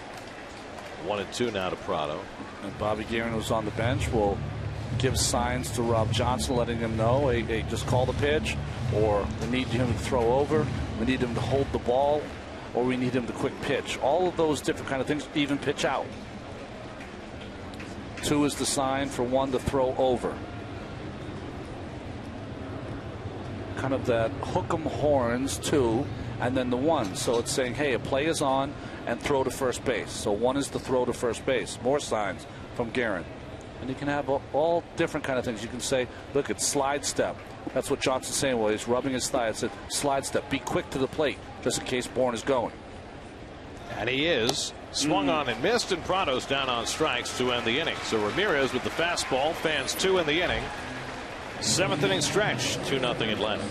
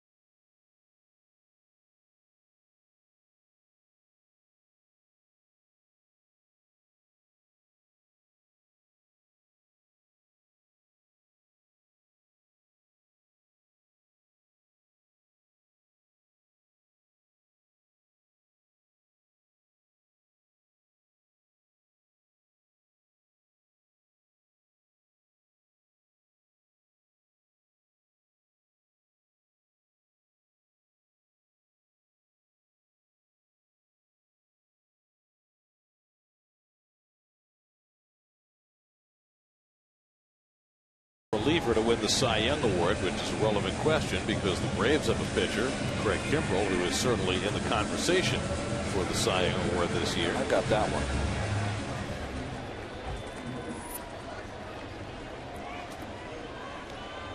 Game over? Game over. Folks at home can go Google, do whatever you do. Ike Davis with a bat in his hands. Meanwhile, Ruben Tejada leads off in the home 7th, and Tejada's 14-game hitting streak may be on the line. The Braves don't lose often when they take a lead into the 7th inning or later, with Venters, O'Flaherty, and Kimbrell at the end of games. And they're in at the corners. Tejada pulls one foul. Ruben has reached on an error and struck out tonight. Well, Ruben doesn't bunt very much, drag bunt, but Francisco at third had to play in. Now with the 2 strikes from a defensive standpoint, you're very happy. Now you can push back like he's pushed way back. We saw the Marlins play into the corners against Ruben the entire series. Don't really understand why. David Wright on deck. Scott Hairston behind him. Mulholland's pitching a gem tonight. He has not walked a batter, struck out 3, worked to a very low pitch count, and working with a 2-0 lead. Just his second start with the Braves. He came over along with Reed Johnson, who was a very nice compliment for them. Nice right-handed batting outfielder who has killed the Mets over the years. We'll probably see it tomorrow against Santana. Great defensive presence late in the game also. Braves gave up a couple of prospects to get that pair. Here's the 2-2, and Tejada hits one toward the middle, but right there is Giannis to grab it, and that's the first out. New York Mets baseball on SNY is brought to you by Burger King. Come play family food where every game piece has a prize. By State Farm. Today's State Farm agent of the game is Pat Cawley of Glendale. Contact Pat's office at patcawley.org. Next picture. And by AT&T. Rethink possible. Well, the acquisition, getting back to Reed Johnson, really balances the bench off for Freddie, the manager Freddie Gonzalez for Atlanta. They got equal balance of right and left-hand hitters he can call on late in the ball game when needed. David Wright takes a curveball for a strike, one of the few Mulholland has thrown tonight. David's grounded into a double play and flied to left 0 for 2, third time around the batting order, and the Mets still trying to do some damage. against this 30-year-old left-hander. A little tapper, and Mahalam off the mound fields this one cleanly, and that's the second out. So a rough night at the plate for Wright, and quickly there are 2 out and nobody on. The hardest part of facing the Braves, to show the number 64-1, is that you're facing Mahalam, who's throwing 87, 88 miles an hour, and you got a steam train that's about to come into the game if there's any falter. Well, the Mets have done okay against Venters, especially last year. But O'Flaherty and Kimbrel, well, that's another story. I mean, nobody has gotten to Kimbrel. You get to the 9th inning, it's lights out. Josh Edgin up in the Mets bullpen. Here's Hairston, who's 0 for 2, and he takes a curveball off the plate. So Mahalam breaking out that curve 3rd time around the order. Hairston has one of the few hard hit balls for the Mets tonight, lined out to Freeman his last time up. And he drives this one deep in the gap in left center field, and that'll be an extra base hit. So Scott Hairston with a 2-out double, and that'll get Murphy to the plate as the tying run. Well, I think he wanted to throw a sinker here, Ronnie, and it did not sink. Well, he got behind by a pitch and wanted to challenge Hairston, and we haven't seen him miss many of those high fastballs all season long. So now a chance for Murphy, who has one of the Mets' 3 hits tonight. He singled to center in the 2nd, bounced one back to Mahalam his last time up. Meanwhile, in Pittsburgh, the Padres were down 7-1. Chase Headley just hit a 3-run homer. They've tied up the game 7-7 in the 5th. So much for A.J. Burnett tonight. Yes. And Murphy takes a nice looking fastball for a strike. Good sinker down and in right there. Well, Mahalam's been very economical all night. Got double plays in each of the first 2 innings. Hasn't thrown more than 15 pitches in any inning.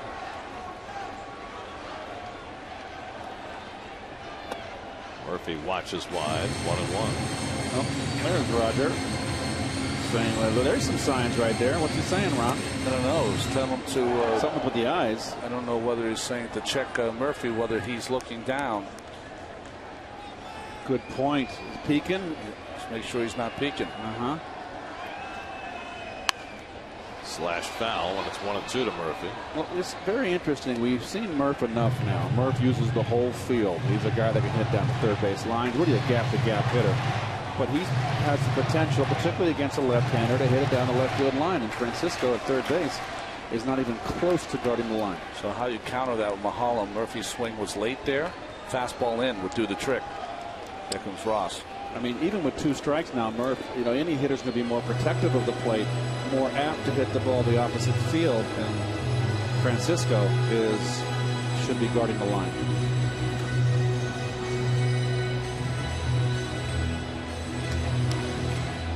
Funny seeing a Braves pitcher wear number 17. Remember when Andy Messersmith went to the Braves? They gave him number 17, and they tried to put the word channel where his name should have been so that it advertised their TV station.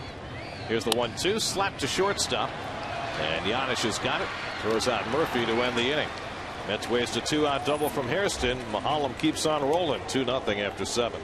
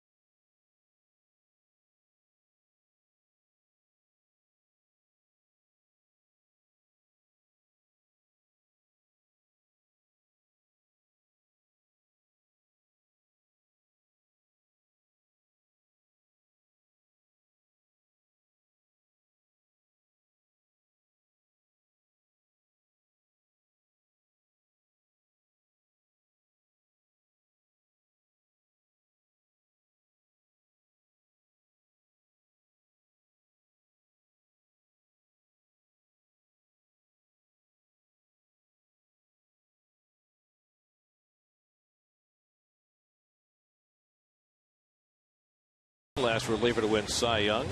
Guy who saved 88 straight. Yep. Game over. The Dodgers, Eric Gagne. 55 for 55 that year. Wow. Josh Edgen will come on to pitch in the 8th inning for the Mets. Let's check in with Kevin. A little insight on what type of mentality Josh Edgen has. In high school at Mercersburg in Pennsylvania, he played a lot of different sports. In football, he was a guard and defensive end. He said, I loved it. I love to hit people real hard.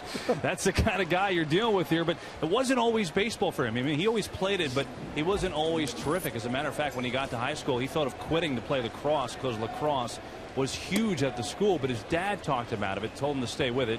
Obviously, that turned out to be a good idea, and that's not the only connection. His math teacher, Algebra 2 at Mercersburg, Jeff Cohen, a huge Mets fan, has a brick outside Citi Field. He's uber excited that Josh is here. I asked him what he got in his class.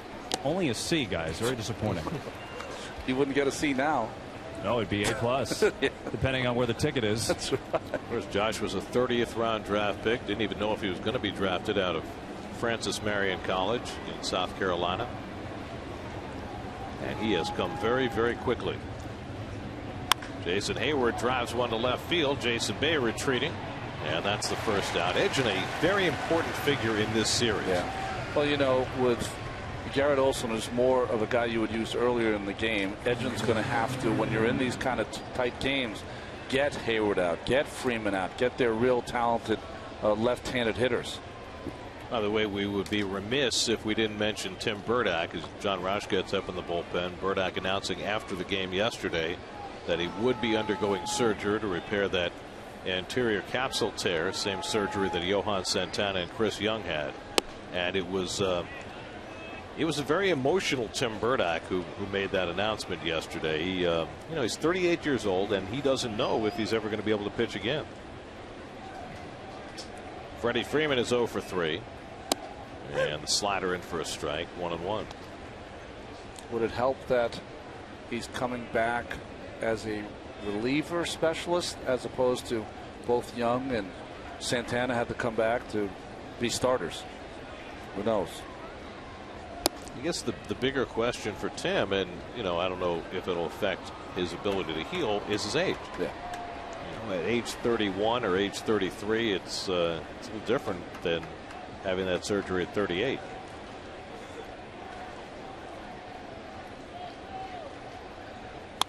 Freeman fouls it back. Edgen, remember, made his big league debut in Atlanta last month. Came in with a bang and then gave up a home run to Chipper Jones that kind of ruined the good feeling. Well, it was pretty interesting. They called for a pitch up and Chipper was ready. But you've got to be pretty impressed with the overall work of Edgen so far since coming up. The power arm. The inside out swing by Freeman, and he gets it just over right for a base hit. Sliding to get it to Tejada to make sure Freeman doesn't have any notions of going to second base. So 1 out and 1 on. Let's check in with Chris Carlin in the studio. Chris has this game break.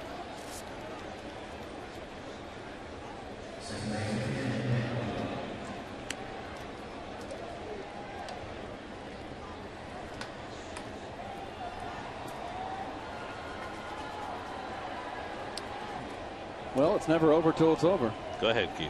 What? You didn't get to go to San Diego. You didn't get to say it for 3 days. Headley. Thank you. It's ugly. Takes long. Excuse me. It slipped by me now. Thank you, Garrett.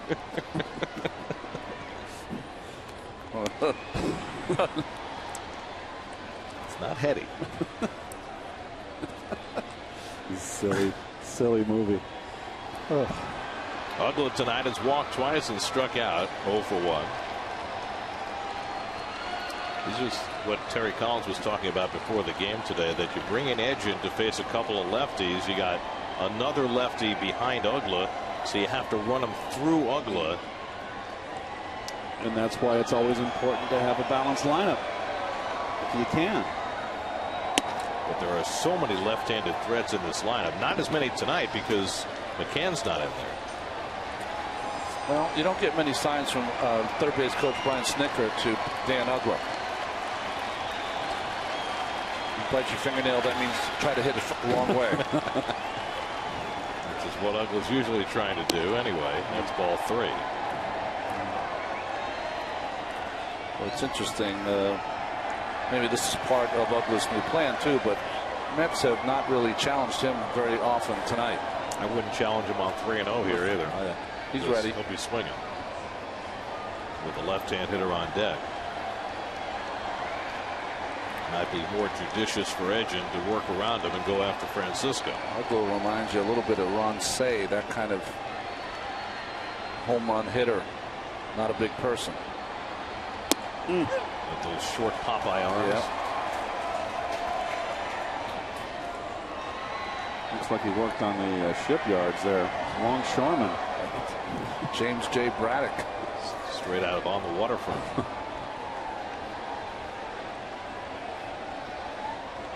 He cracks this one to deep left center, but Bay going back, looks up, and it's out of here. Dan Uggla with his 13th home run of the year.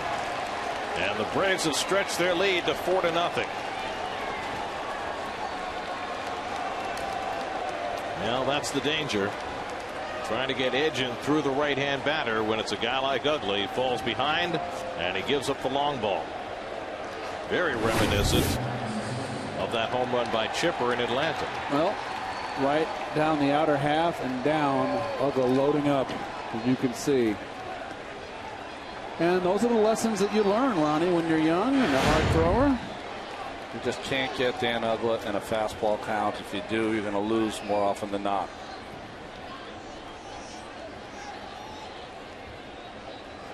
Well, it's the one guy that Edgin can't let beat him. Yeah.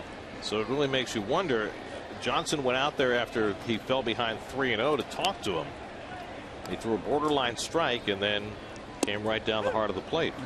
He was trying to throw one on the corner, and young pitchers, old pitchers, middle of the road pitchers make mistakes, and that's what happened there. Although he wasn't, the option there. You could try to sink it more than cut it. Francisco's 0 for 3. Well, Edgin had gone 10 consecutive scoreless innings before giving up the soft single to Freeman and then the 2-run homer to Uggla. So a 2-run homer by Hayward in the first, a 2-run homer by Uggla in the 8th, and all of a sudden the Braves have what looks like an insurmountable lead with the bullpen they can run at you. 1-2 to Francisco. And they may not need that bullpen tonight the way Mahalam's going. Well, the 2010 draft produced a first-round pick that started the game tonight, Matt Harvey. 30th round pick, Edgin, who's pitching here late in the game, and just a couple of mistakes by each against a flawless so far Mahalam. And Francisco down swinging at the slider, and that's the second out of the inning. And that's going to be all for Josh. So Terry Collins wanted to get 3 left-hand hitters in the inning. He did a great job against those 3, but not so good against the right-hand batter as Uggla takes him deep, and now Roush will try and clean up the rest of this top of the 8th. Call to the bullpen brought to you by Verizon Wireless. Win Mets memorabilia from Verizon at Mets.com/Verizon Sweeps.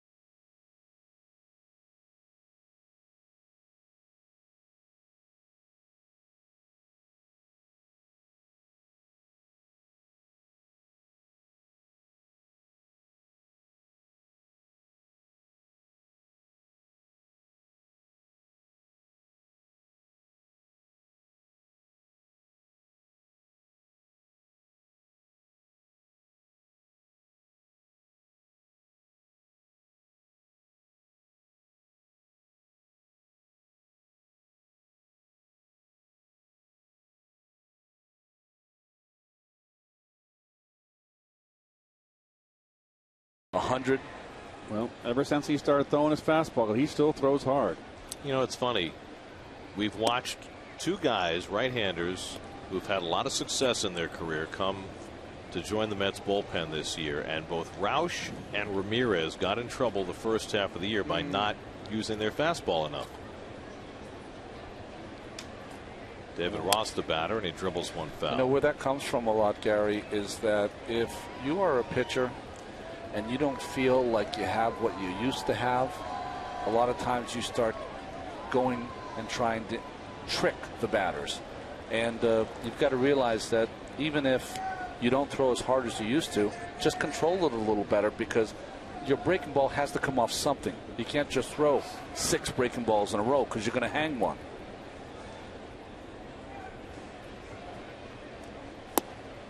That's paint. There's a good looking fastball right on the corner, 1-2. I mean, if you could channel that pitch sinking on the outside corner, knees, I can do whatever you want to do.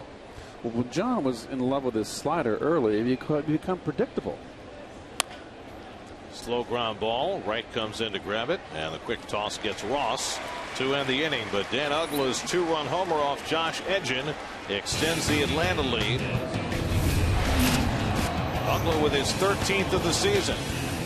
Second 2-run homer of the night for the Braves. And now it's 4-0 Atlanta going to the bottom of the 8th.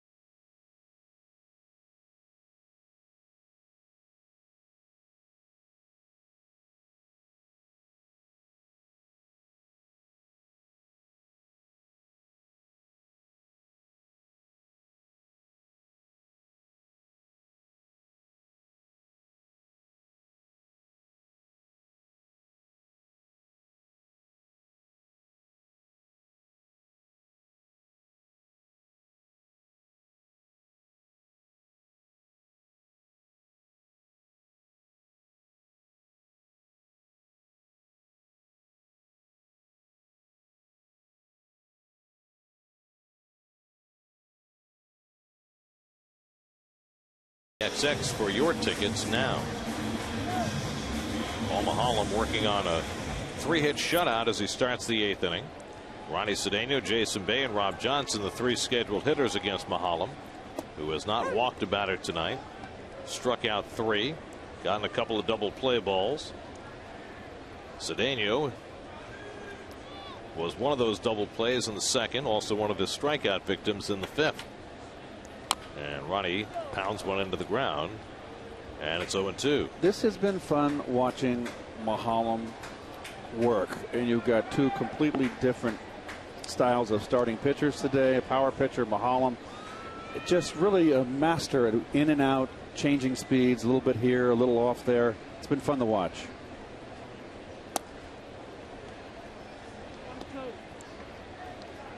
Jason Bay on deck.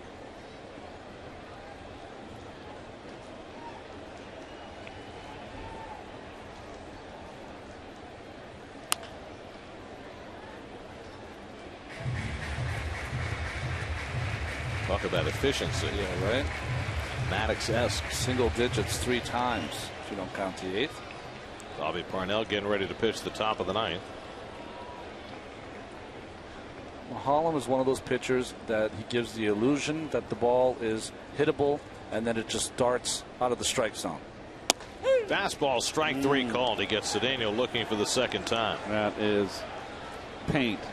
It's just surgically thrown fastball here with 2 strikes ahead in the count. Right there. This has been a schooling here.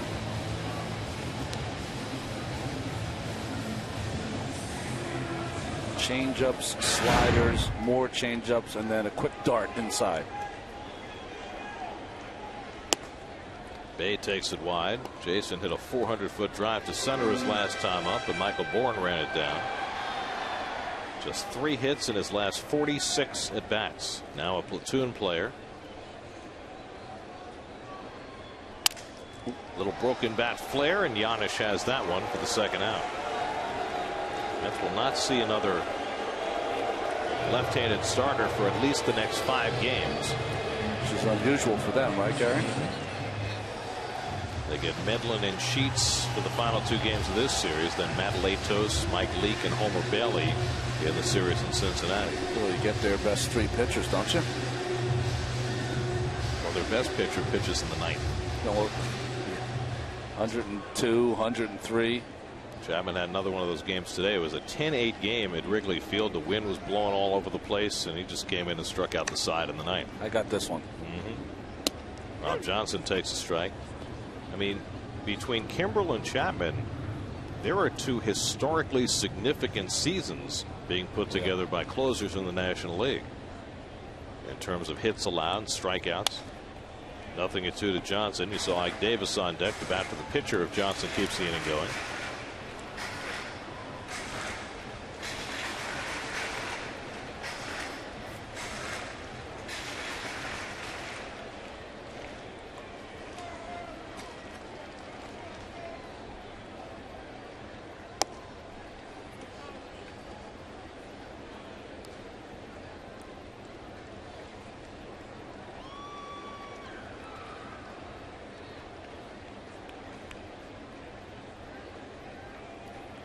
Now the 1-2, and Johnson pulls one. Nice stop by Francisco.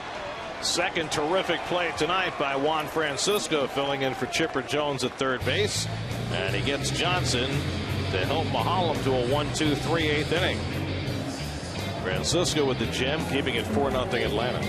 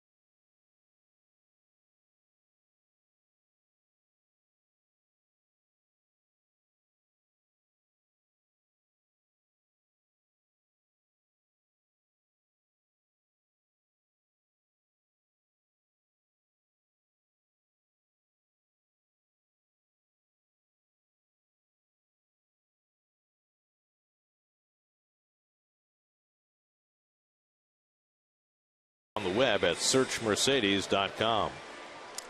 Defense has been a big part of this game for the Braves.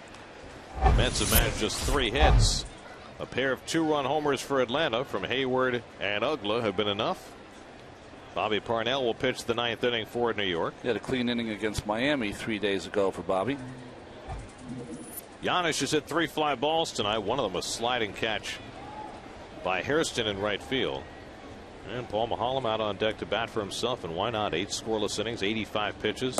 He'll have a chance for the 6th complete game and 4th shutout of his major league career.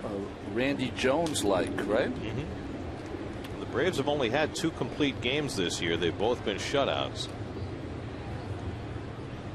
Tim Hudson threw a 5-hit shutout in Miami back in early June. Brandon Beachy threw a 5-hit shutout also against the Marlins in the middle of May. Beachy, of course, out for the season.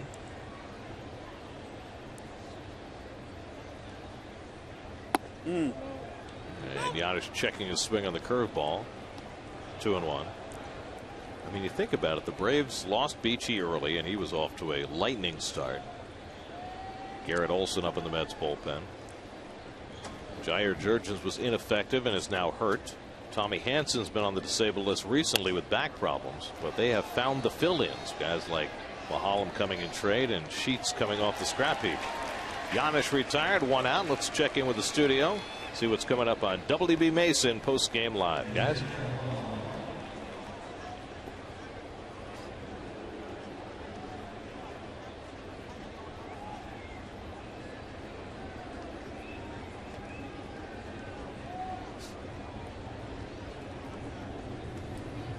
So here's Maholm, who has reason to have a smile on his face, working with a 4-0 lead, headed for a chance for a shutout tonight.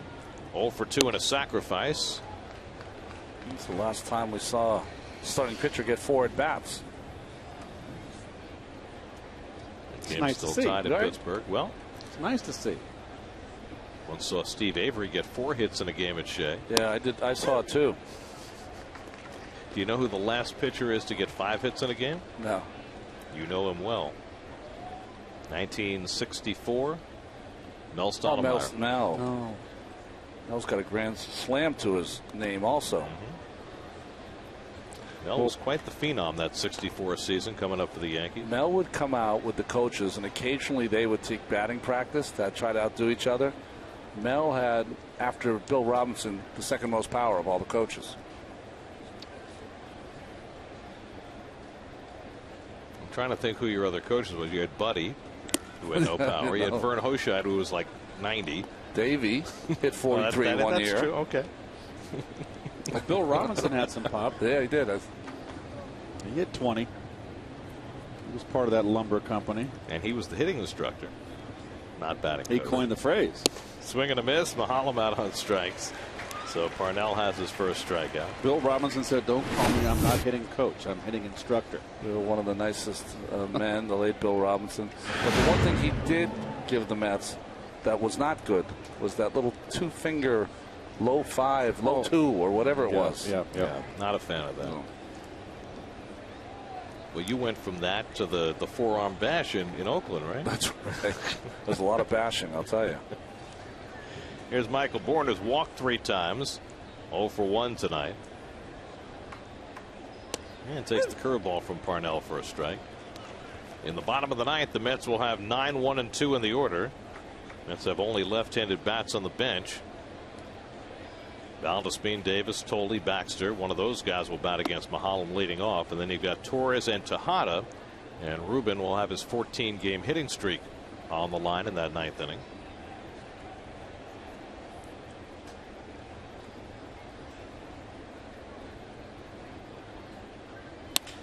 And Bourne hits one toward left center. Over comes Bay, and he's got it. That retires the side. Parnell gets him out 1-2-3. Last chance for the Mets as Maholm goes for the shutout in the 9th.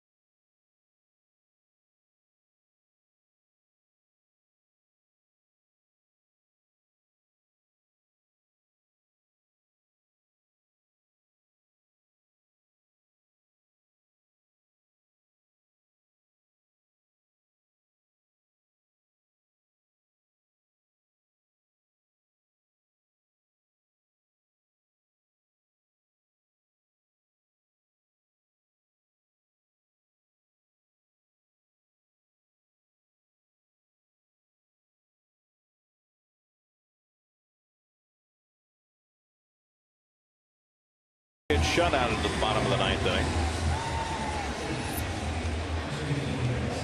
Danny Valdespin will bat for Bobby Parnell, leading off in the last of the ninth. Andres Torres and Ruben Tejada to follow. Mahalam has not walked a batter. He struck out 4. He's given up 3 hits. He's retired the leadoff batter in every inning. Valdespin 5 pinch hit home runs this year, a Met club record, and bailing out on that first pitch curveball. It's in for a strike.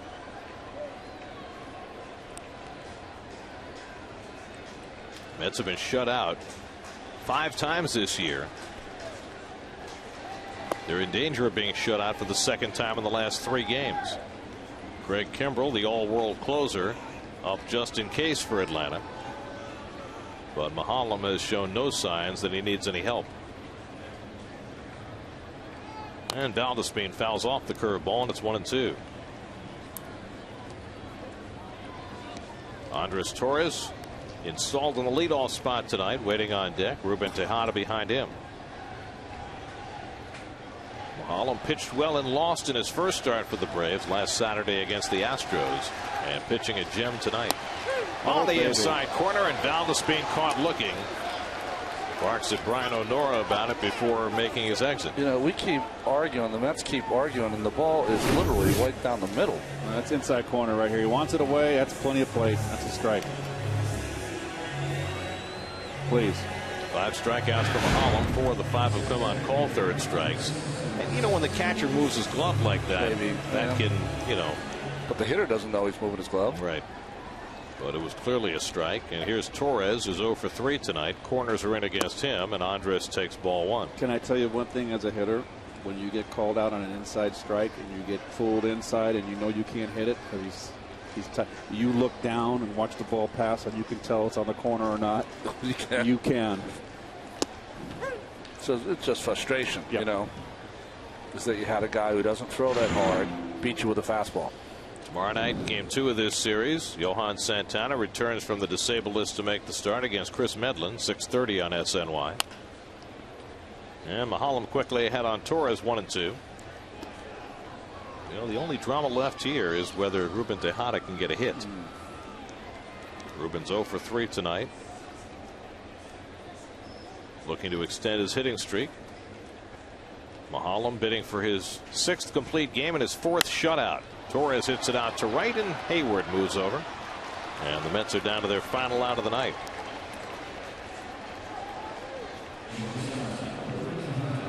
Coming up tonight on Geico Sports Night after the postgame, the Jets and Giants both in action tonight. Tiger Woods tied for the lead at Kiowa Island.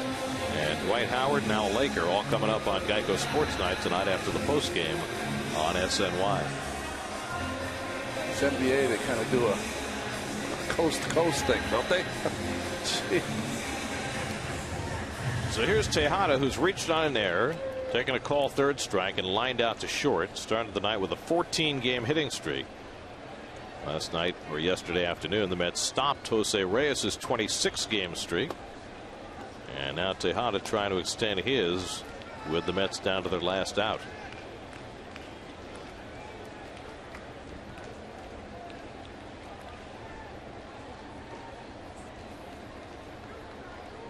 And Tejada grounds one right at Giannis, and this should do it.